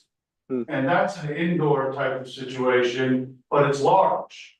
And it's indoors, and a lot of people go there, so it might be an idea to talk to the private developer there, because Google's supposed to give it out to the public, and I don't think it's being used. Interesting. And that's also Hudson River Park But connection there too. are, and it's, you know, it's underneath, it's, you know, it goes, the caissons go way down, and so they have this basically huge space. Is that, are you saying on Pier 57? Yeah. Yeah, So in the basement there, they were supposed to give out all these free rooms for dancing and plays, and I don't think any of that's happening. but also on the roof, they haven't really done anything with that space, so there's. The roof, no, the roof is nice. Yeah. It's No, beautiful. it's nice, The it's Google- nice, the Pier 57 one. Yeah. Yeah, but it's huge, it goes, there's a part towards the front that is like used. Yeah, maybe the back. And then one of the, if you look at bids, business improvement districts, where you can go in and take over for 2 or 3 weeks, kind of like the elephants, the meatpacking district, where you guys can. Yeah. We've been in touch with a few bids, and we've partnered with a lot of bids over the years. That's really more for the temporary programming. Yes. And I think now what we're most focused on is the a permanent location. I think 3 years would be the absolute minimum for the build out of something permanent, because that's where you really are able to start to develop more sustained relationships with families and communities, and really drive higher impact. So we certainly won't be stopping our pop-up programming, and if you have recommendations of bids to connect with, we're happy to speak with them. Although there we really need some financial support usually to offset the cost of the pop-up. I should mention that Robert didn't respond to my email from Hudson River Park Trust. I haven't followed up yet. Yeah, we'll definitely connect you. I know he was away for the end of August. But we can definitely, now that September's here and everyone's kind of moving and grooving in the office, we can definitely reconnect. Great. Katie. I was also gonna mention, Pier 76, so I'm glad that was suggested, and as someone who, formerly was part of a nonprofit organization that was a tenant of Hudson River Park, the amount of money, you're looking to pay for a lease and all that, and the 3 years and the liability insurance is sounding very much like how Manhattan Community Boathouse operates with the park, so I would like to think that if they can't connect offline, we can find a way to connect them. Yeah, we'll Yeah. definitely connect you, Adam. I mean, they know obviously their parks and piers inch by inch. And the biggest key point is they have the capital, they just need the land. Oh, no, it's a nonprofit. Yeah, they're The fully park has funded, the land, right? they have the capital, Exactly. perfect. That's why they're here. We can think about that. I see anyone here, anyone else in the room, because we have some hands raised. Arnold, I see your hands raised, and I think, Nellie, there's someone else. It says one other. If you can bring them over. Oh, Charlie, okay, good. Arnold, can you hear us? Yeah, can you hear me now? Yes, go Okay. ahead. First of all, Adam, I have a study which I'll get to you by another adventure playground that shows the lower injury rate of adventure playgrounds as opposed to regular playgrounds. Great. And something that came up when I was thinking of the meeting here. Across the street from Hell's Kitchen Park is this new park. You want the floating park. The city water supply is running under the that new park. And there's a park there that has been sitting there useless for all these years. And it's going to be a passive recreation park. And I think it would be a great place for this park. Do you see what I'm saying, committee? Yeah, no, I think that park, I know exactly what you're talking about. That park is already, I think the design is already approved and that's moving forward. Like you said, it's a passive recreation park because there's the park across the street that contains the playground, the basketball court, the swing set. So I think they wanted something for maybe a slightly different usage, but I see what you're saying. Yeah, it could hold both of them, but that's not really what I want to talk about here. Part of the thing with the parks that you're creating, Adam, is it's like we have blind people in our regular playgrounds and they come to your park and suddenly they're sighted for a moment and see, oh my God, this is what a real juicy park looks like, where you can actually totally participate. It's a loose parts park. And then they go back and they're blind again for the rest of their life because there is nothing else like this. One of the things to do is you need to educate people and send them back with something so they can do adventure in their own community.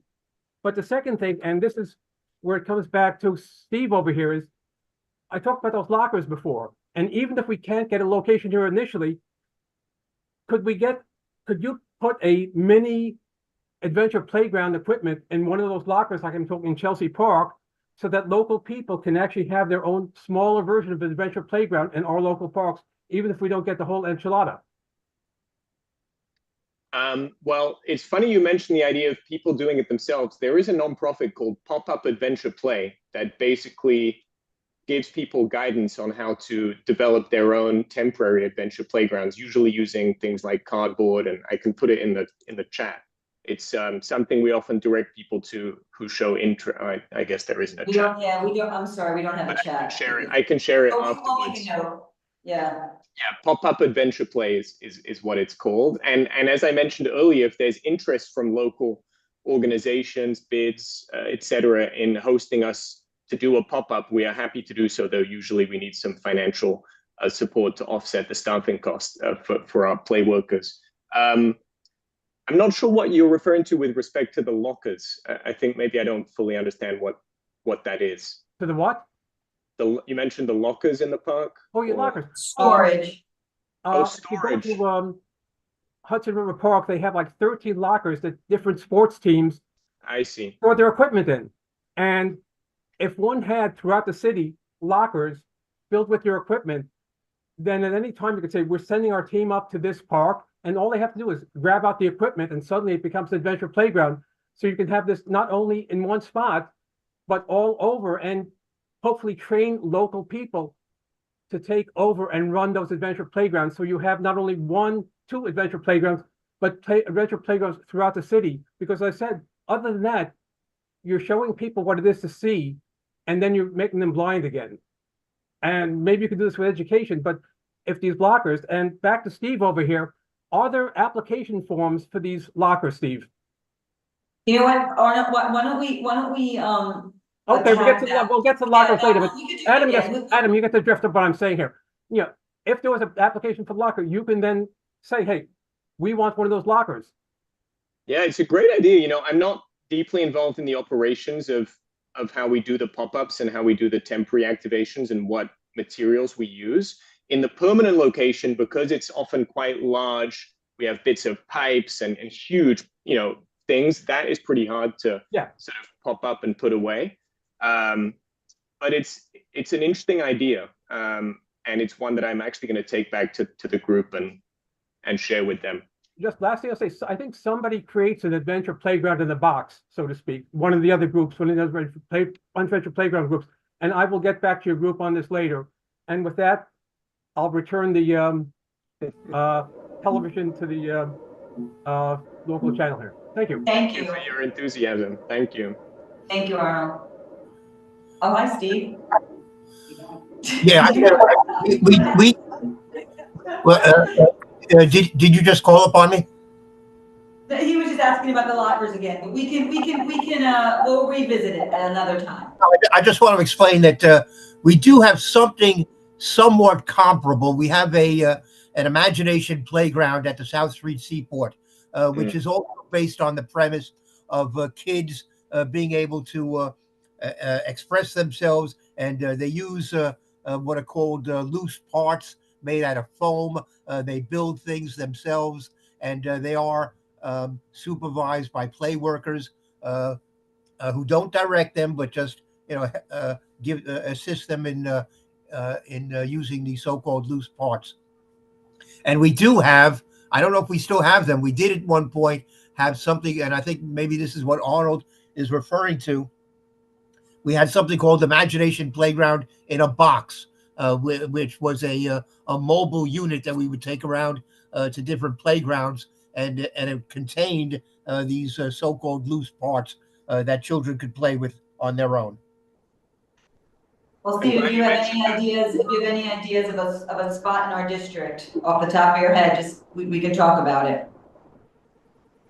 Yeah, well, you know, we don't really have vacant land ourselves. Exactly, yeah.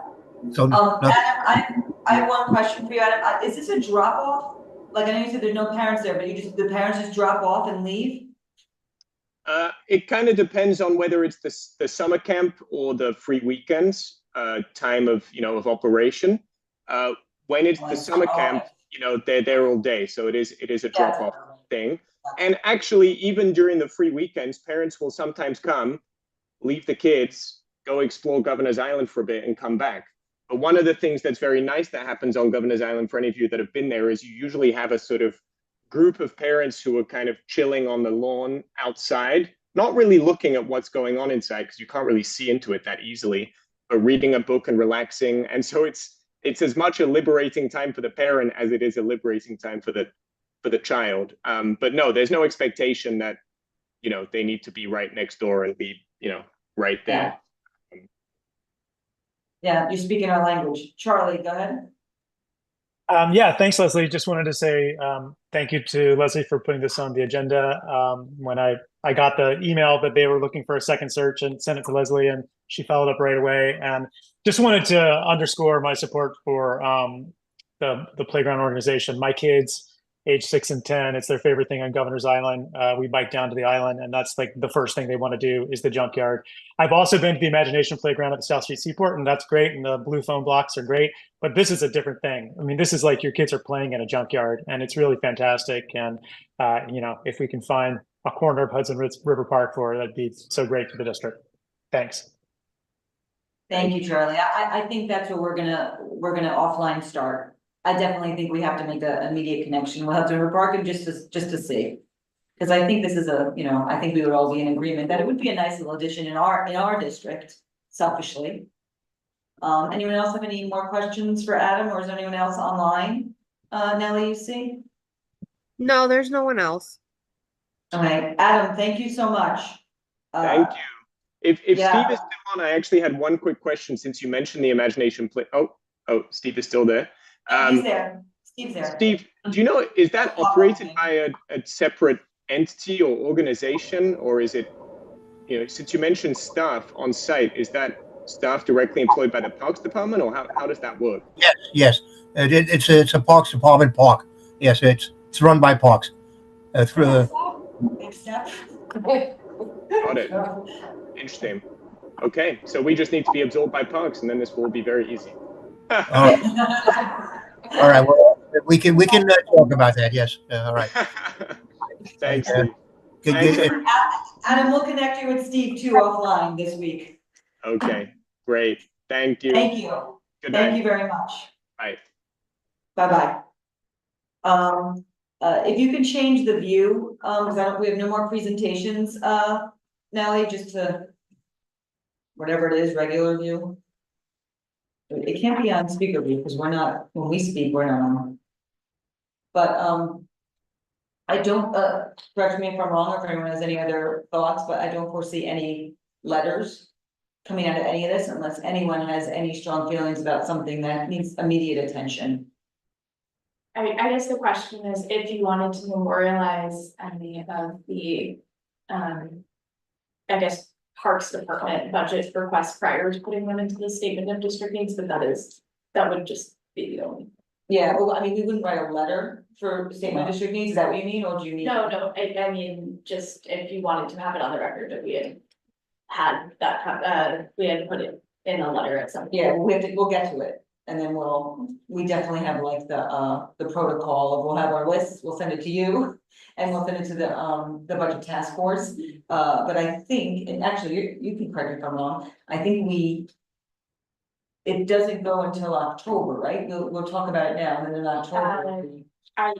Their second meeting is in October, so I think we would adopt it at the November meeting. Right, okay, so we still have one more. I mean, this is kind of our preliminary, if anything. I mean, I think we'll pretty much get 99% of all of our stuff in now, because I don't think there's anything glaringly new that we haven't already heard. But if there is, then we could definitely put it in and address it next month, there's no doubt. So I don't know if anyone had a chance, we can go over it quickly too. But I don't know if anyone had a chance to look at the Dropbox. Janine put in last year's, our capital and our expense asks. But I have the highlights and I can go over it with you, and if you guys have any questions on what has already been there, which I'll go over, and then new stuff, we can do that. So let's start with capital first. Our number one ask from this committee, and then I don't know if people who are new, it will then go to budget task force and they'll stick it into the priority of all of CB4's asks. But the first priority of capital for this committee, and actually very high for CB4, is shore power, which we're getting a little bit of traction on. The second was the DeWitt Clinton, they need more than one renovation, they need renovations for bathrooms, they need renovations for the play equipment, they need renovations for the basketball and pickleball court. We grouped it all in our ask. We can divide it if we want, but we grouped it all except for some reason, their dog run. We have it as a separate item.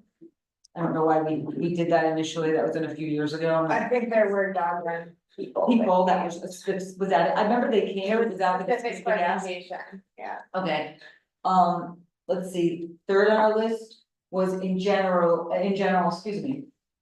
Renovation of the bathrooms in the parks, and we clumped them together.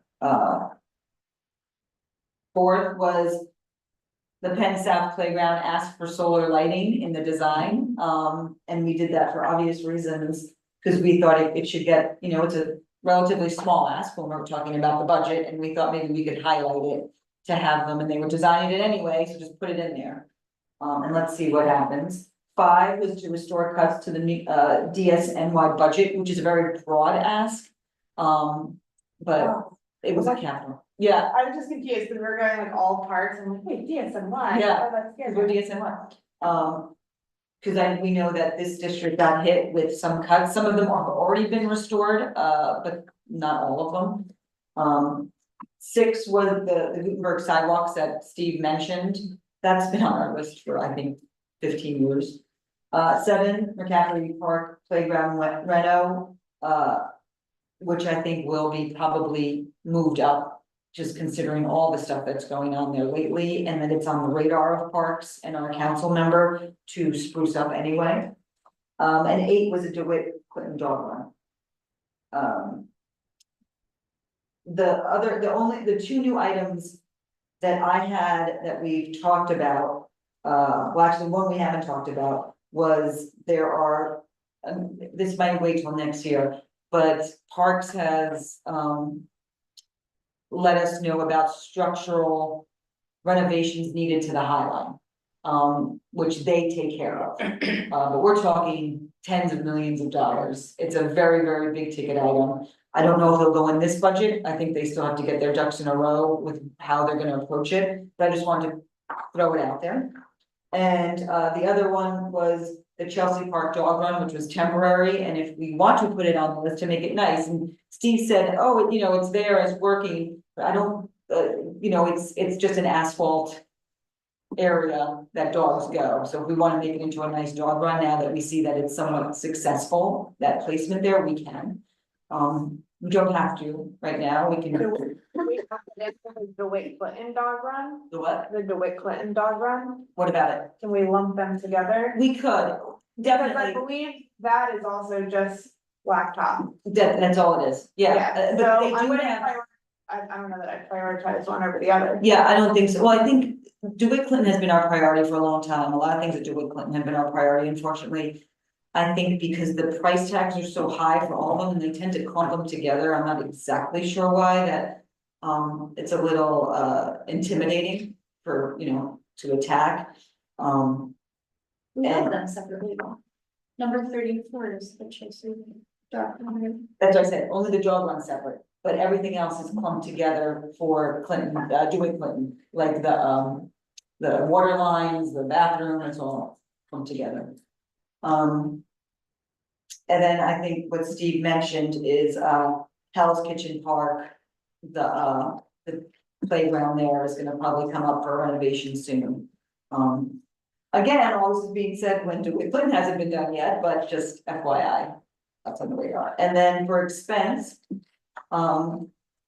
what was on our list, number one, was more frequent, basket pickups for DSNY, basket collection, corner collection. 2 were more PEP officers, which I think is still relevant. 3, more park staff in general. PEPs and park staff are different, and we made that distinction in our asks. 4 was an ask for more environmental police, which goes under the syringes and the needle collection, because it was a problem then, it's still a problem. 5, which we can ask it, we're summer playground associates for next summer. 6, green thumb staff. 7, tree pruning. 8 was DSNY, graffiti free New York, more money towards that because we were seeing an influx in graffiti. 9, Little Legion. Nonprofit. Yes, Wow. I don't know if we can do that this year. I didn't know we were ever on a budget ask. I don't think we ever asked. for it. And then 10 was expanded up to. So we like. Yeah, We never asked for city funding. Be surprised, you know. yes, I think you did. I think, I think we advocated for funding to the city, but not funding to Litter Legion. Never. you're saying you wanna get crossed off our list? Yeah, honestly, yeah, because I'm not set up to do that, Yeah. and I never have been. And then, so. I don't know if there are any new expense asks, but we can work with that, those lists. And those are the ones that are in our Dropbox if you are looking, yes. Just on the capital stuff, I'm wondering if it makes sense to put in a budget request item around Pier 76. It's gonna need a ton of public money, and I know this, I don't know if it's for this year or next year, but at least to it's a major district need that we get public funding into that pier. I don't know, like, what, if there would be like an ask or something, I just kind of wanted to raise it, because it's been something that we've discussed, we're on the record. And so I'm just thinking through, you know, if there's something that we would want to say and include in this year's budget around. So let me ask you That. this, Pier 7, that's a state. Right. This is only city, this is for the city budget. It's only city, okay. Yeah, so the state Huh. division goes to the city budget, but we can. Why would we not, why would No, we? it's not the right spot for Yeah. it, in my opinion. Yeah, I mean, the question that I would ask, because I also had this thought, was if HRPT is even seeking. I know that they're seeking funds generally, but if they're seeking to raise funds from the city for this project at all. And if it would be helpful, so perhaps we could ask Mary to Yeah. cover it, if it would be a helpful ask. Or We if can it's ask Yeah. an the interim, state. we can, yeah. I think like we are supportive if that is what they're looking to Just, do. because like but- part of this is just to kind of keep things running and going and Yeah. moving along, so. If it makes sense, I just kind of wanted to raise that. The other thing is actually what Katie brought up. And it had about the terminal and that little piece of land that was closed, and I don't know if that's like a budget item necessarily, but it's something that would be great to kind of. Jumpstart and get reopened to the public. I would almost say that would be a good usage for this random pool of money that the cruise ship tickets is accumulating. Which, by the way, we asked, where is it? Right, the community fund We've thing. asked, where is it and what's happening with it? And what chairs. And I also don't think we ever got information as to exactly why that space is closed off to the public. right, I think that's a different discussion than our statement of district needs right now, but, yes. And, to answer, I think we are still waiting for a response from, EDC from our letter. Which I think has, a lot of this in it and then some. So hopefully, I mean, they said they were gonna respond, let's see what they're responding, and I do have a little bit of an update on that too, so, at least I'm sure power, not necessarily the space. Are any of the representatives, associates on the call here? That's a great question. Nellie, do you see any elected representatives on the call here? I mean, this is getting really bad, guys. We come to these meetings, they don't show up, you know, we see Senator William in there, where are they? Is this a question saying, where is the? You know, we met with them, they said they come to the meetings, they don't come to the meetings anymore. When you were doing it, you were here, we saw you all the time. Nellie, but Nellie, you don't see any. Nelly, you don't see anyone on, do you? I mean, we should put it, I mean, we should just. No, they there's need no to be one. On these calls. Thank you. It's ridiculous. Okay. We have all these questions that they can help, they used to help when they were in the room, now we get nothing. Ridiculous. I gotta be here. I wanna be here, but they need to be here, that's their job. Yep, we'll definitely bring it up to them. I think that's a good point. We used to get follow-ups on it, they used to know what's being talked about. Things used to happen, now it's like. Well, Chair, you gotta reach out on every little thing, it's not right, Yeah, it's their job. no, I absolutely see what you're saying. I think they come when there's a big important thing that has That's to be relevant. pushed through that they want, yeah, exactly. So let's go to capital, but then I'm gonna follow up with Robert on that. Great. And see what he says about Okay. like this kind of thing. Yes. Anyone else have anything new that I've missed from the few new items I mentioned, but also the old list? That we've talked about this year that we could think of? No? Okay, so then let's work off this. Does anyone have any opposing opinion to keeping shore power as our number one? As for capital? I think it's still, my opinion. I mean, these are going to different agencies, so there wouldn't Yes. necessarily be a reason to bump the Whit Clinton above. Above shore power? Yeah. Yeah, I mean, we could, but. I think just the history of the board, right?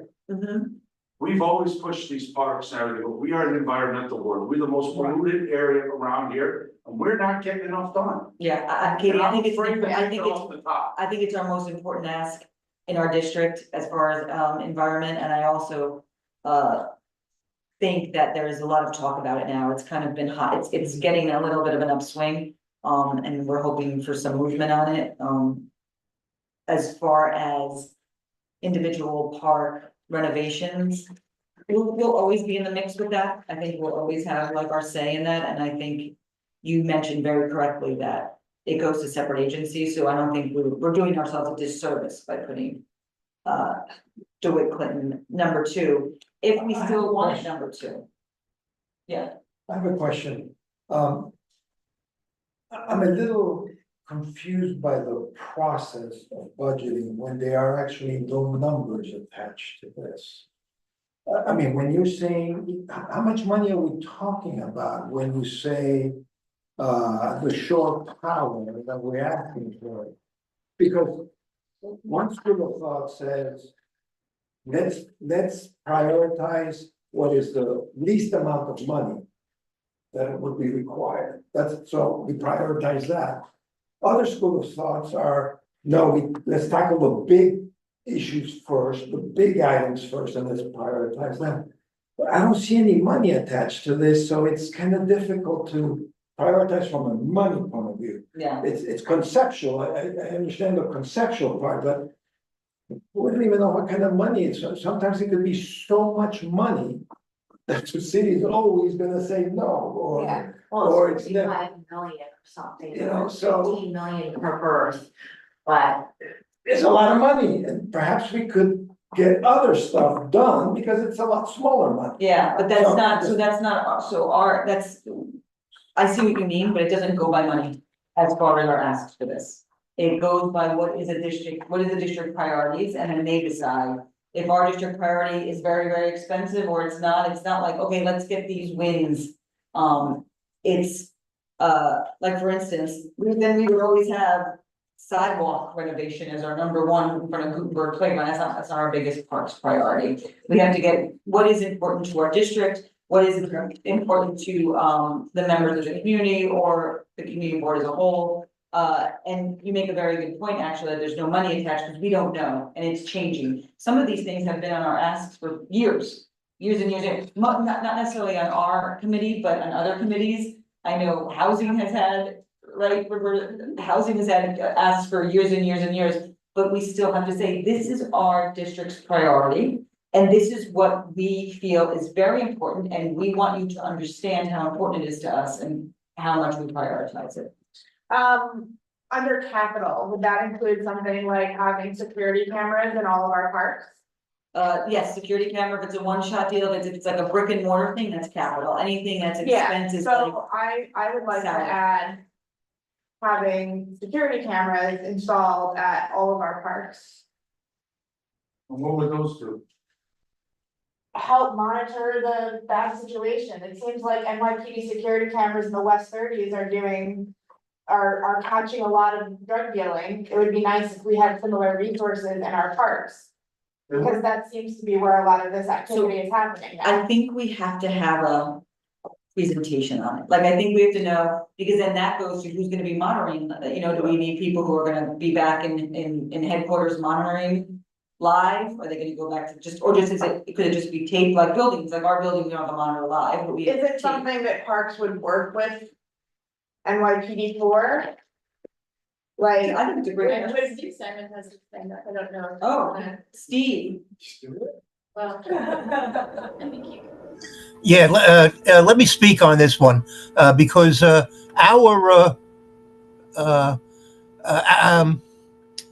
inclination is to have NYPD handle the security cameras and install them in the parks, which they have done in some cases, and it makes more sense to us to have it all as part of one system in which they would monitor the cameras, and it turns out then to be much easier for them to retrieve anything that they may need from the cameras. It's a much a more efficient system if it's all part of the NYPD network, and and that's not an issue for them. They'll install cameras in parks where they feel it's necessary. So Our ask would be to NYPD then, right, Steve? Yeah, it would be better if you directed that request to NYPD, and it would be better, frankly, if you would identify particular parks where you think it's needed, rather than just say you want it in every single park. That would be my suggestion. And then they monitor it, right? NYPD headquarters would monitor it, even though it's in a park? Yes. Okay. So We should yeah, ask them for next month.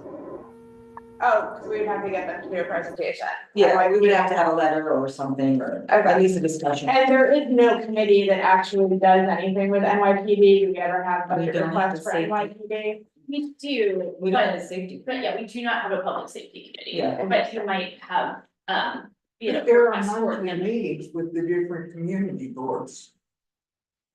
The precinct community councils.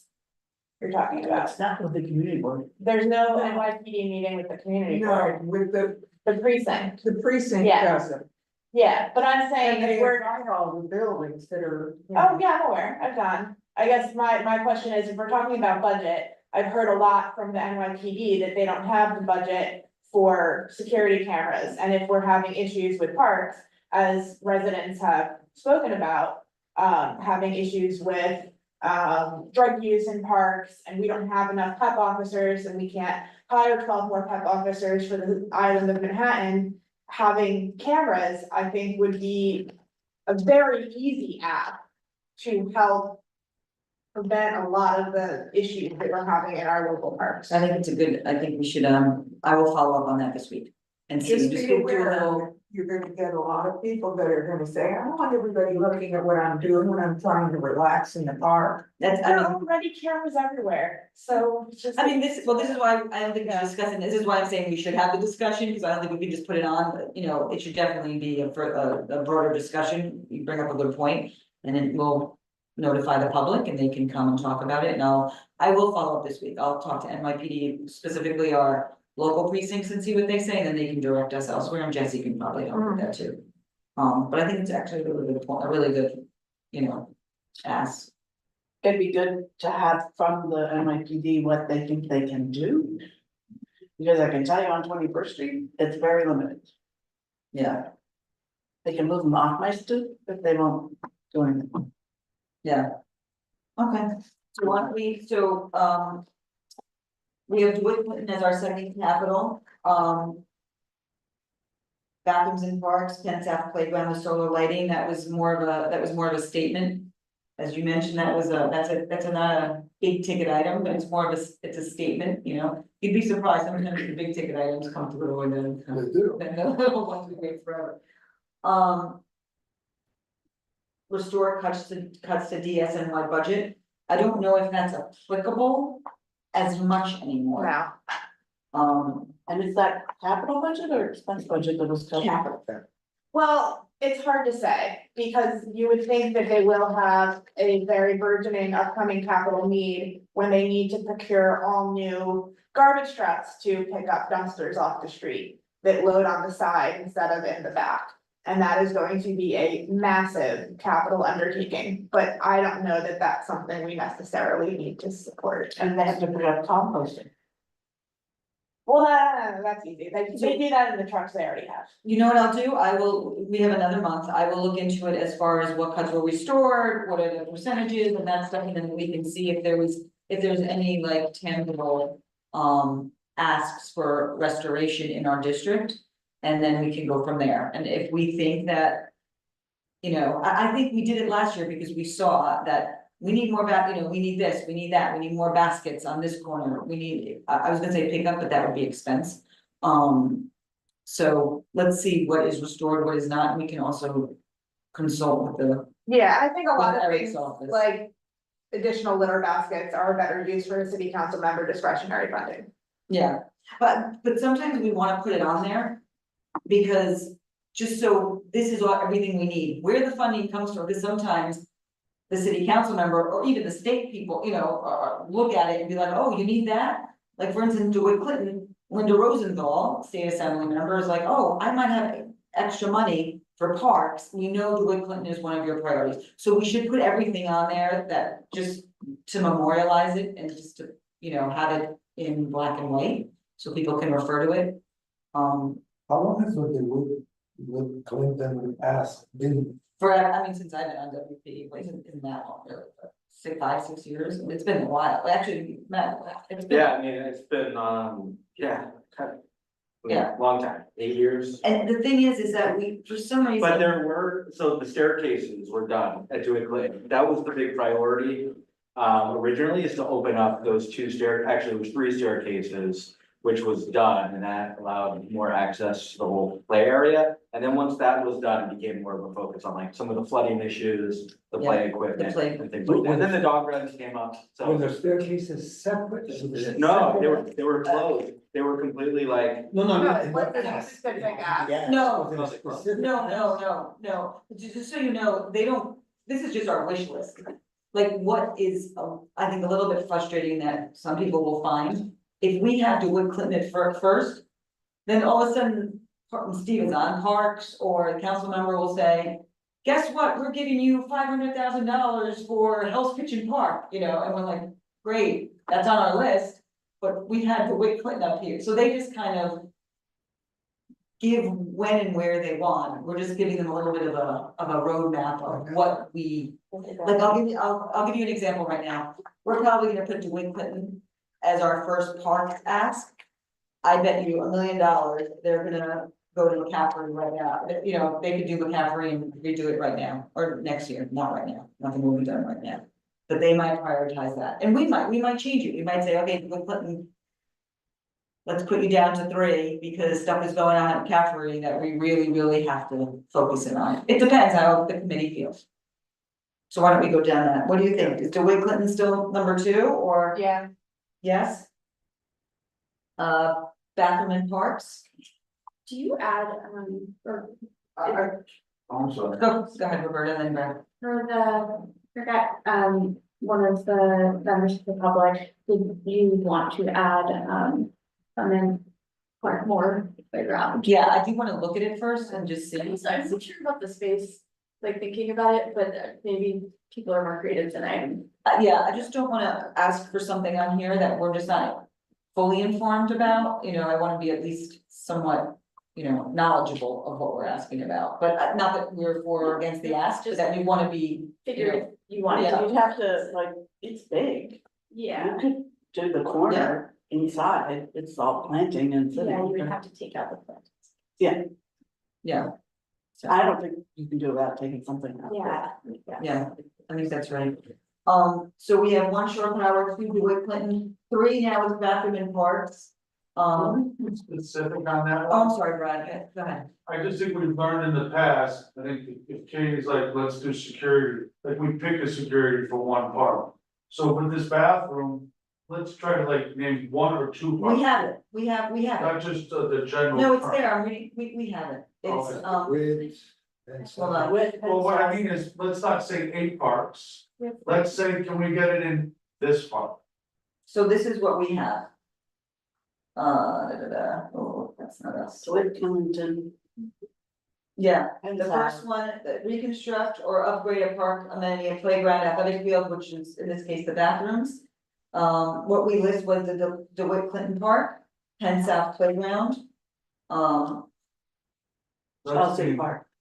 And Chelsea Park, those are the 3 we have. So we can probably take out, oh, I'm sorry, Penn South Playground West. So, unless, those are the 3 we have there. Unless, Was right, Matthew's Farmer recently? Yeah, they got money. I think we took that out last year because it was Because they got money, but nothing's been done. not, yeah, I don't think, I don't know. But this is the I don't know. budget. Not it. yeah. It just seems like a concept we tile exercise. So, Say so. We go on the spirit and they just do whatever they want. Yeah. So do you have any thoughts on moving McCaffrey up?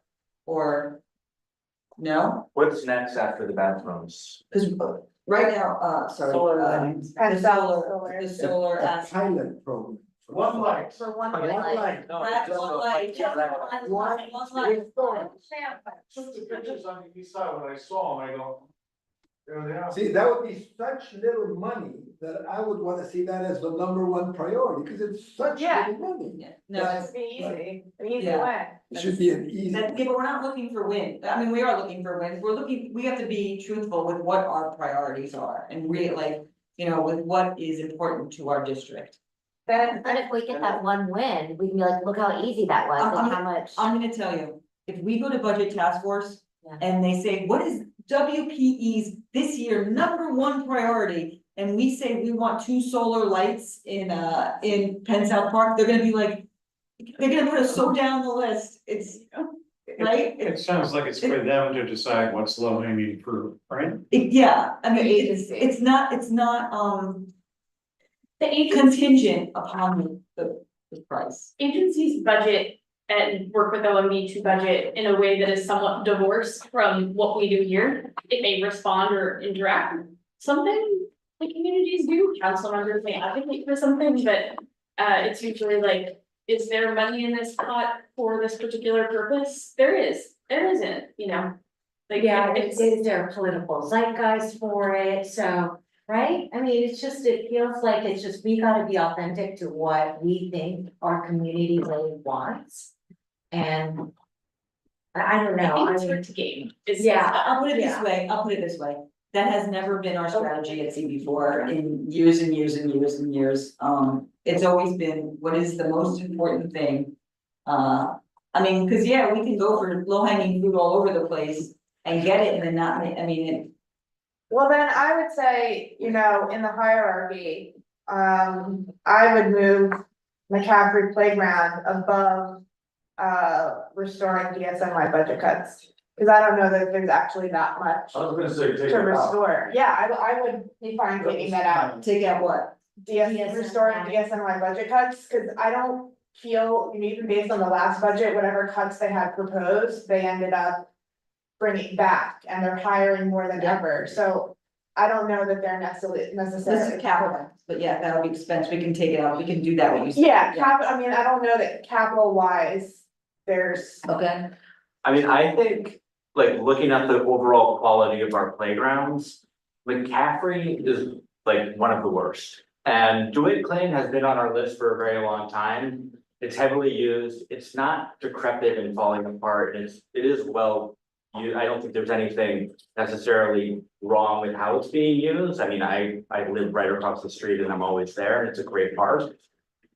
Yeah, it needs a lot of, work, but McCaffrey has been untouched. And in my opinion, I feel like that's become such a high priority. We've had, I think almost every park in the district has been renovated. This is like one of the last ones that hasn't been. And I don't know, I feel like this one should be bumped up, like probably second, in my opinion, like Over DeWitt? short power, McCaffrey, DeWitt. Like it's, yeah, I think it really needs that level of attention. Yeah, and just to be quite honest, I think it is on the radar. It's gonna get there soon. Catherine. Yeah, so like, that's the question, if Eric is already committing to giving $350,000 towards something.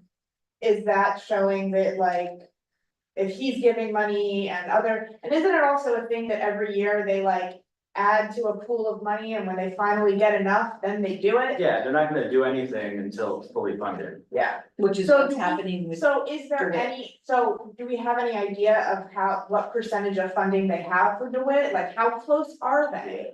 Yeah, we do, there's a bunch, I think there's like, actually Steve is on, I don't know if he has it, I have it, I just don't have it. If it's something where DeWitt is like getting closer to the finish line, I wouldn't wanna put McCaffrey above it, but I'd find putting McCaffrey just below it. Yeah, I don't know, I would be interested to know if there's anything for DeWitt Clinton Park at this point, if you think there is. There is, That would be Eric's good. office has a bunch of money already there, it just, so it's I should send around, there's a tear sheet, and it itemizes everything and the costs. So there's about 8 things that have to be done at DeWitt Clinton, and then it's the cost for each thing. Like the bathrooms, the drainage, the pickleball and the basketball courts, the dog run, all this stuff, and then it says, this is 3 million, this is, 500,000, this, and it. So I don't know why they don't do it one at a time, I think they wanna wait and do and you would know this, Matt, maybe better, but. Well, Steve's on, Yeah, I mean, so, I think it would be I feel great like- to do like a big, they should do it at one time with one contractor, get it all done at one time instead of a piecemeal approach. But it's incredibly expensive and I think that's why they can't do it all at one time. So, and I don't know how much money they've got towards DeWitt Clinton. It just seems like there's a significant, everything's gonna be millions of dollars. McCaffrey has, I don't know exactly. I think how much they McCaffrey's put gonna in. have a lot of attention, only because there's so much. But it seems like it problems could get there. done in the next fiscal year, whereas DeWitt Clinton, I don't know. I- I don't know enough about where DeWitt Clinton is. I don't think it's gonna, I think, I would suggest we keep DeWitt Clinton as number 2, just for statement purposes. I don't think it's gonna affect it. Yeah. They're gonna say, oh, then we're not gonna do McCaffrey, if they have. McCaffrey up to 3 then. Okay, is that okay with everybody? Okay, and then keep the bathrooms then? The bathrooms in the park, the bathrooms we mentioned, Yeah. okay? What about Brad's idea of narrowing it down to one park? I mean, we could, You mean identifying where we want the bathrooms? One park, the highest priority to put bathrooms in one of those. There's 3 or 4 parks there. Three or four, three. With a Picking proposal. one of those 3. yeah.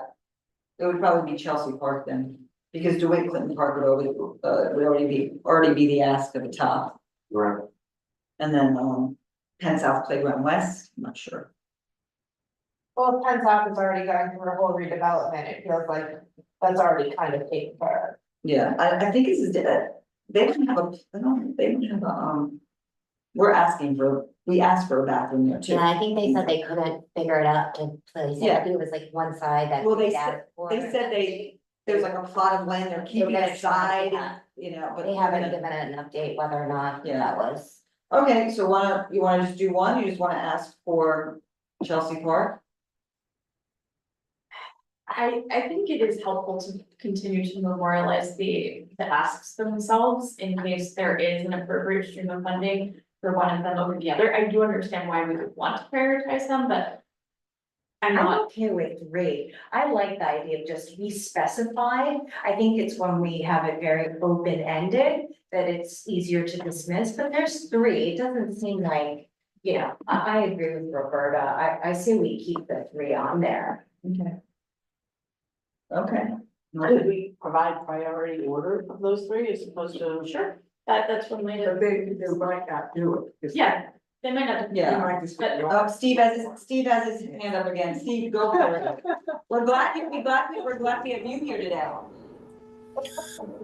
I just want to answer, I think Matt Green's question, or maybe it was someone else's question about the cost of renovating all of the playground area, the western section of DeWitt Clinton, including the public restroom building.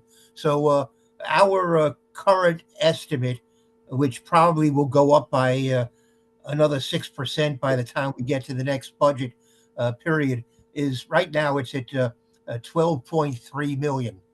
We have about 5 million in hand, and so we could possibly go ahead and do a project, which in fact we told Councilmember Bacha we were prepared to do, which would include the spray shower area, the basketball courts, the area that's currently used for pickleball, but it would not include the play equipment area, would not include the handball courts, would not include the public restroom building. So we would probably cover maybe half or so, maybe a little more than half of the square footage, but we would not be doing a complete renovation of that section of the park. So obviously we would like more money, and we would like to be able to do more work. But that's we have a substantial amount of money. We could go ahead and do some work, but we're still still looking to try to do more. Steve, would it be helpful if we broke down our ask to match where you have the money now for the 5 million, break it down to where you said the pickleball, basketball, yeah, just ask for that as our number one priority, and then break it down to the so that it gets done. Yeah, I mean, I agree. I think it makes sense. I get that they want to have all the money, but if costs are gonna go up 6% per year, you might as well do something with the money you have while the cost. But Katie, they're not doing it because we're not dividing it in our budget asks. It has nothing to do with. What can we do to, Steve's saying it's possible to do, they have money, how can we help facilitate? Funding for what's not funded, right? It's the play equipment. It sounds like they've got the funding to do the. No, but we have to keep it, we have to keep it on the list until. You can't take it off. No, I'm not saying take it off. Okay.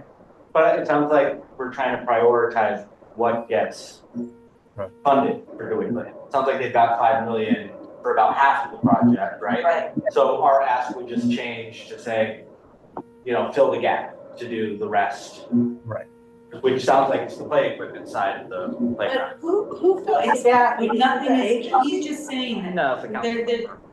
There's no plan to do this renovation. We have to keep it on our list. So they know it's still. I guess. Yeah, it's still on the list. Just because there's money there, but there's been money, right, Steve? There's been money in this spot for years. Well, I'm sorry? There's been money there for a while now, and nothing has been done. Well, So- that's true, but in the last time we sat down with the council member, we did tell him that we would proceed to do some work. He gave us a little more money, I think another 120,000, which filled the particular gap so that we could do that spray shower area and the basketball court and the section right between the basketball court and the handball. So we could, and we promised him we would proceed to do some work there. But if you want us to do the play equipment area and the handball courts and the public restroom building, we would need more money. We asked you not to do the stairs, now we would have everything else. That's okay. But guys, as far as, I think we're getting a little. Okay, we did the stairs. No, I know, we were like, why do the stairs, we'd rather have the rest of the park done, but. I mean, that's over. That's over. It's over. It's done. I think we're not, the objective of the statement of district needs is to put what we think is a priority. It's not, I think we're trying to do too much strategy. That's not how it works. Hold on, Katie.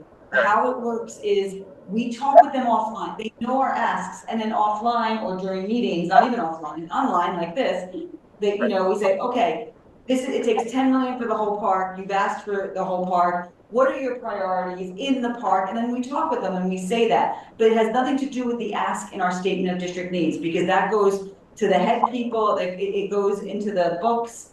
It shouldn't be, it's not I think we're overthinking our strategy on how we want this recognized. Or we actually do have the chair. I'm the former chair of the budget task force and she's the current chair of the budget task force. So if you want to weigh in, if you think differently or if you think. No, it's helpful to memorialize our authentic, preferences here. Yeah. Go ahead. I guess what To I'm what not, extent does this actually influence what gets budgeted or spent? Yeah, exactly. I'm just. I mean, it helps. Go ahead, Katie. But my question is, if Matt is saying that the ask for DeWitt County Park has been there for 8 years. Yes. There's money. Steve is saying, we can start doing some of the work. We don't have money for all of the work. This but will we not can start preclude doing us, some- but keeping it on is up to. I know, but I guess the question is, we're doing this exercise, we're putting together the statement of district needs. And that statement is either accepted or rejected, it doesn't seem to have much consequence.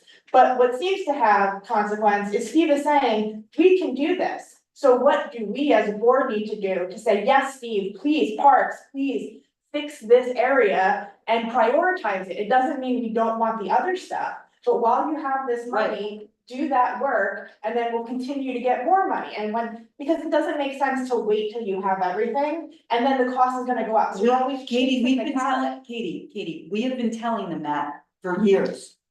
We've been saying it doesn't make sense. Why are you waiting for the whole pot when we can fix the bathroom or we can fix this? But that has been years of us putting it on our statement of district needs and pushing them to get the money they have now. To get the fund. But Kate, this is what I was saying, You have to- the fact that the representatives are not in here, that's how it gets done. Yes. We still ask for it in here, to your point, like, I wanna release the $5 million, which should be an agenda item for us next month. How are we getting this money out, we wanna do it, but they're not here. Steve's here, he's telling us exactly what we wanna hear. So it hinges on our council members. Yes, it's all in the politics. It is helpful to have the council members support, but budgets are. The executive or the mayor has the largest amount of power in the creation of budget, and individual council members have to work within the infrastructure of leadership in order to. But when we bring this statement of district needs, it goes to the Office of Management and Budget, which is a mayoral agency, in which the council member can certainly lobby, but they're kind of looking at some system or spreadsheet or whatever back-end system they have with all of the information about what the city signed off on in June or July, right? And so they're like, the money is here, or the money is not here, or it can be used, it can't be used. And I don't think we have great transparency into that, but it is unclear. It's certainly possible that our elected officials could help us, but it is not obvious to me that they have a formal role in that process. And I'll give you an example. Steve, I know you have a hand up. I'll give you an example. Eric's office floated last month. 350, Steve, how much was the adult fitness, 350 for adult fitness equipment that he was ready to pull the trigger and to put in the category? That has never been on our statement of district needs. We have never asked for it. It never even crossed our radar. But, they thought that was important. And it's our job to then say, we have more, we think pressing priorities, and we don't think $350,000 for adult fitness equipment right now would supersede necessarily new spray shower at DeWitt Clinton, which has been there for years as a request. So I give that example is because it's more of the negotiations you make outside. This is our ask. And then we have a very great relationship with Steve and Parks and then Eric's office and sometimes the state, but we're talking city now. I think you're thinking too much of the statement of district needs as a chess match of strategy, and that's not what it necessarily is. Just a fact. It's, a lot of it is pipe dreams. Can I just, But I do have to say that we put shore power on there the first year and it was like, well, by the third year, CB4 put it as their, I think it was their #1 priority of all, 1 year or 2 years, then it went to 3 or 5 or something.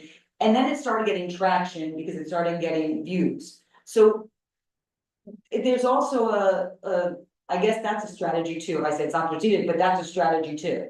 But I just, be careful parsing things too much. yeah, I don't wanna parse things out too much, but do you think it would be helpful for us as a committee to think about, do we want to say now, if there's an opportunity, move forward with like the renovation with the money in hand, or are we saying, fully fund DeWitt Clinton Park for renovation? And I think it would be helpful for the Parks Department to get clarity from our committee, how they should proceed, right? Should they wait until they're fully funded to do everything, or should they start working on DeWitt Clinton with the money that they have? Like, what's the priority for us? Get things done now where they have money, or wait, just keep waiting and waiting I and think waiting? this is a conversation outside of statement district needs. We can have them come next month and Parks can actually say, Well, Steve has his hand up. yeah, can say, hey, we can do this if you want, and then we could write a letter.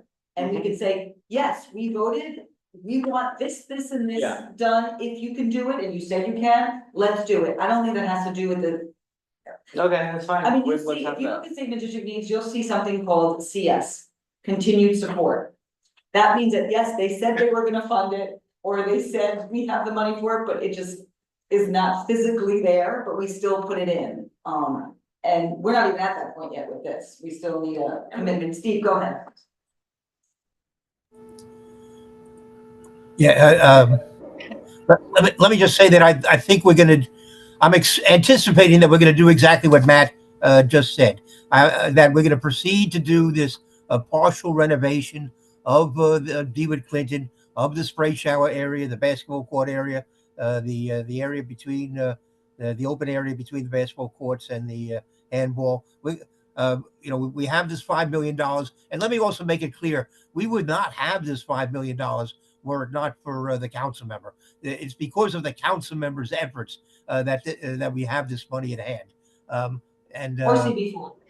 And it was because of his lobbying with the mayor that we got a substantial portion of money for both Penn South and then then we had extra money that he then agreed to put towards DeWitt Clinton. So really, he gets credit for this $5 million.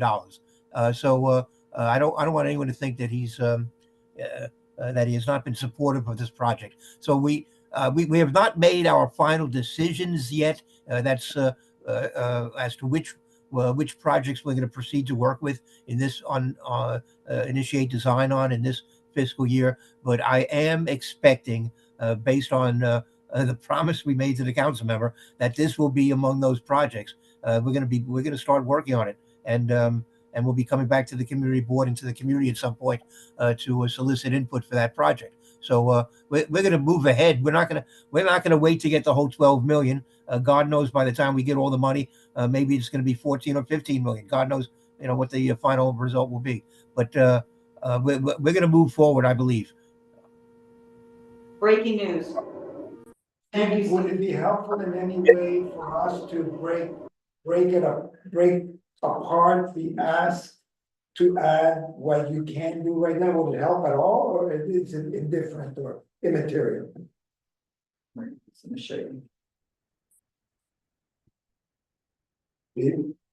Was that a question for me? Yes, the question was, would it be helpful at all if we as the Parks Committee would break up our ask to match what you have the money for which you already have? Or does it make any difference to you? Right now, in our ask, we have everything for DeWitt Clinton Park. Well, if you want to,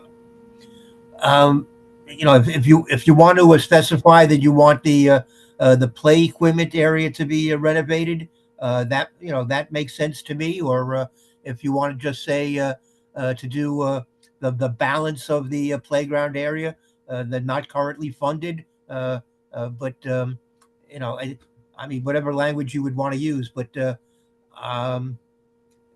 know, you don't necessarily need to specify at this point that you want the spray shower area or the basketball court area, for example, to be funded, because those are funded. But we're keeping it in. We're definitely keeping, Steve, we trust you. We do trust you that it's gonna be done, but we just wanna make sure. Okay, no, whatever. What is We it? can, yeah. Yeah, trust but verify. Plus, trust me, okay, we gotta move on. It's 9:23. All right, sorry to so- interrupt. No, we're glad, actually, Yeah, we're good. kind of lucky you're here in this particular conversation. So you want to move McCaffrey up to 3, everyone said? Was that it? Bathrooms in parks, Brad, you just want to mention one park? Is Brad here? I'll leave it, I just said what I thought, but it's up to you guys. What do you guys think? Well, I think we keep what we have, yes? Yes. The solar lighting is next, we're taking out at the DSNY restore, cuts, I'll look into it deeper.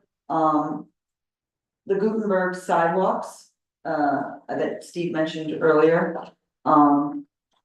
I think we can take out DeWitt Clinton dog run if we're gonna put it in the DeWitt Clinton pile, but we can still keep it there if you want. And then, do you wanna put Chelsea Park dog run? Look into it? Look into a design or something? Or no? I think, listen, let's put the design into the kids. Should it be combined with 34, where it needs significant upgrades? I'm sorry, which one? The Chelsea Park dog run. There is a ask for it if the design should be linked into the upgrade of the existing temporary gated asphalt space. That is 34. Is there an ask for Chelsea Park in general? Yes, there's the Chelsea Park dog run is 34. That's the dog run, but is there anything for the broader park? Cause if we're thinking of putting DeWitt Clinton dog run in the general DeWitt Clinton pot, if we do have the Chelsea Park in general, I would. I don't think they're. No, We I don't. don't mention that on the back. Beach just took back. You know what, I'm sorry, it is there. Thank you for that, Catherine. So it's already on.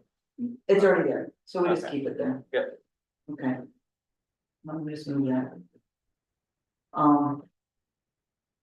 So what do you think about, do we keep the DeWitt Clinton dog run or we just bundle it? I mean, it sounds like it doesn't really matter, so I would just bundle it. Yeah. I don't know. What do we need to do with the DeWitt dog run? The surface. We improved the surface a couple of years ago. I haven't heard any complaints about it since. Yeah, I remember it was the surface that we wanted, like a dog-friendly material, like that they did with, Chelsea, Waterside, is it? And I know when you guys redid it, it was just another layer of asphalt, I could be wrong, but that's what it says here. Well, it was with it was a special treatment on the asphalt. Yeah. So what does Chelsea Waterside have? Like maybe a synthetic turf? I think so, I have to double check. Also separate the big dog, small dog areas. That's, Chelsea. that's Chelsea, yes. But. It's definitely a lesser priority ask, Steve, than the other bigger ones at DeWitt and elsewhere. But, okay, I think we're good with that, and I'm gonna look into the security cameras for next week. Let's go to expense real quick. Number 1, we have more frequent basket pickups, 2 more PEPs, 3 more park staff. I'll go top 4. And then, 4 is the environmental police with the needle collection. I would push top to the top. Yeah. I would have to agree. Does anyone have any other thoughts of that? Now, we, based upon what we learned today, that it only takes one pet.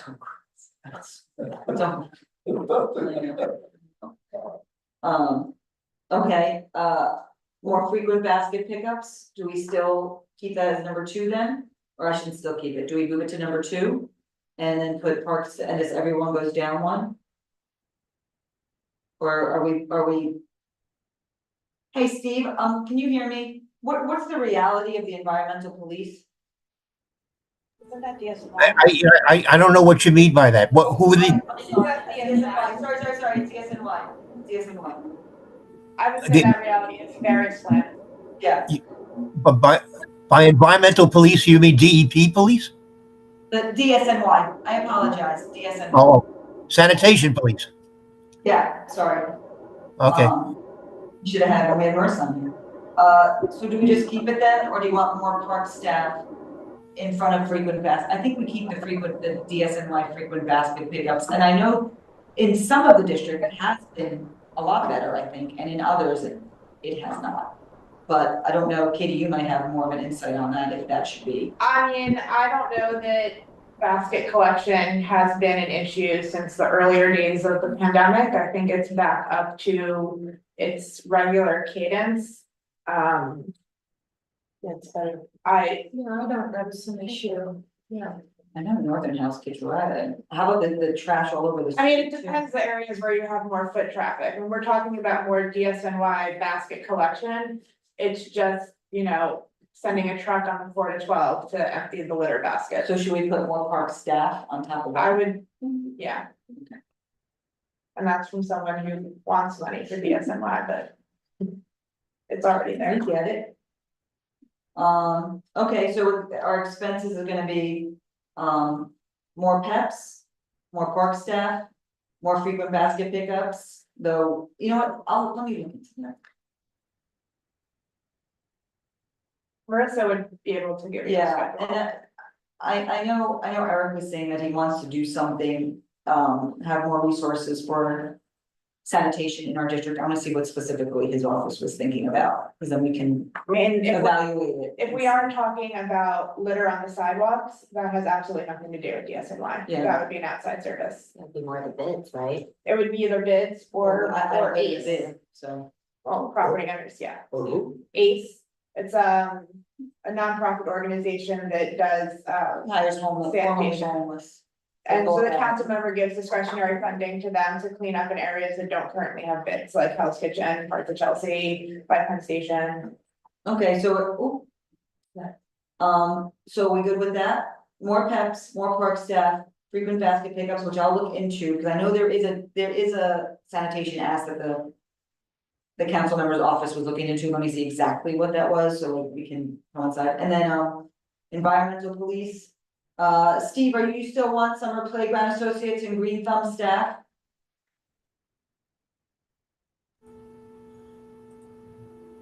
Yes.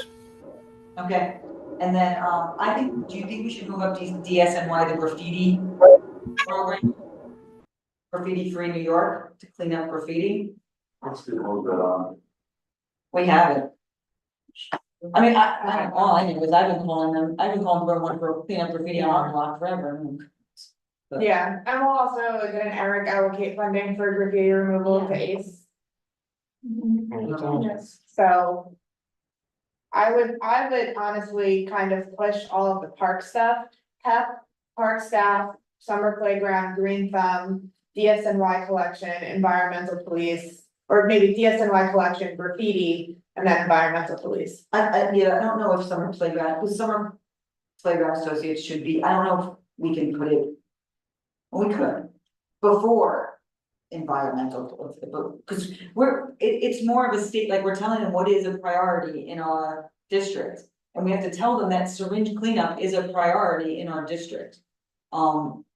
Whether we get that or not, obviously is. The environmental police would only solve, collecting syringes on the sidewalk and not in parks. Just to clarify. Okay, yeah, Could we put the environmental police ahead of the frequent basket pickup then?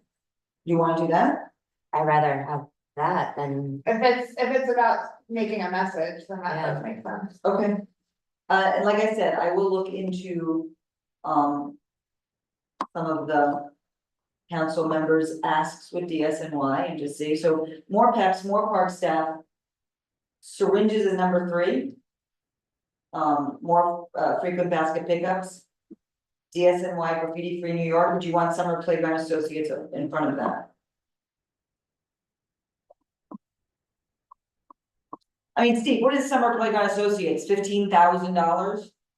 And did you get it last year? I don't even know. $9,000. Yeah, we have a regular complement that we budget that we have for playground associates, but you know, again, it only allows us. In your district, we've only been able to put one at Matthews Palmer, so you know, it would be great to get extra money so we can you know, we can have them elsewhere. It's a great program. I mean, these are people who not only run the programs for the kids, they also help us maintain the playgrounds themselves. And it's a very popular program. Parents love it. And parents can bring their kids there. They can drop them off or bring them back, come back later. But it's a very good program. Should we put that after the syringes then and move it up to 4? Anyone? No one cares?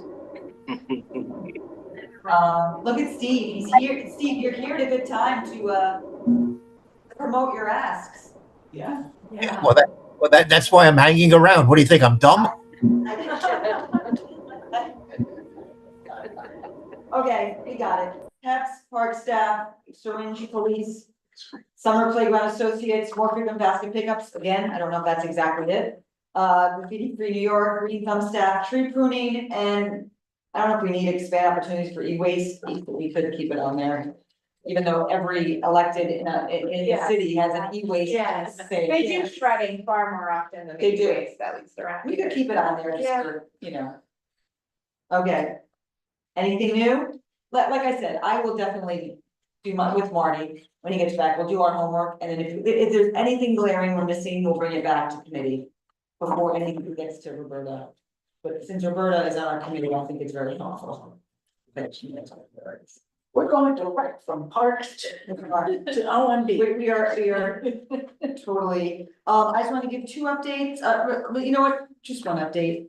I'm gonna give one update, we could do a lot of updates. I had a meeting with Brad's office and Linda Rosenthal's office on shore power, and their representatives. And now it's on their radar, and they want to put some sort of legislation in for this session coming up, which will be great. Let's see what that's going to entail. But I remember when we asked them to do this a few years ago. Actually, I don't remember who said it, but someone actually said in one of the offices, but if we mandate that all the cruise ships go to shore power, they're just gonna go to Jersey. And that's not gonna happen. We're you know, as we know, that will not happen. So now we think the state electeds are on board to. Let them go to Jersey. To possibly. Well, you know what the irony is there, Brad? No, my point is this. No, I know, but what happened is the cruise ships are fitted for shore power quicker than we actually manage, which is, but. California already mandates it.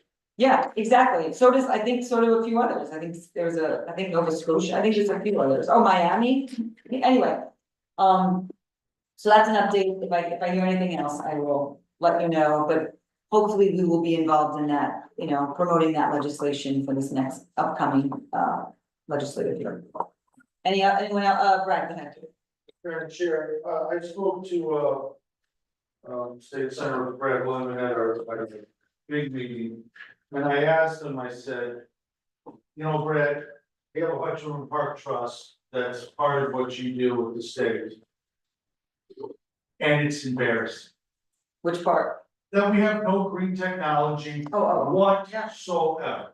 He brought up the shoal part, I said, I know, Brad, we've been asking for it for years. There's somebody that we've been dealing with, that guy really responds to us now. And he said, I'd like to work and have his staff come and talk to us about a prototype windmill, a prototype green energy, water, something that's gotta be involved on these parks and what we're building out. Around the world, and let's just say the east side now, the park that's going on there, they have items that we're not using. And so that's why I keep asking, where are these guys in these meetings?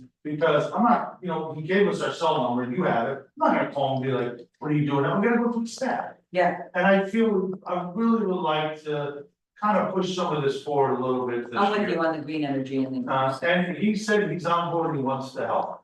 Alright, I'll just give you what he we said. have a full agenda for October I already. just wanna aim small, miss small, just, you know, just, Yeah, let's try something.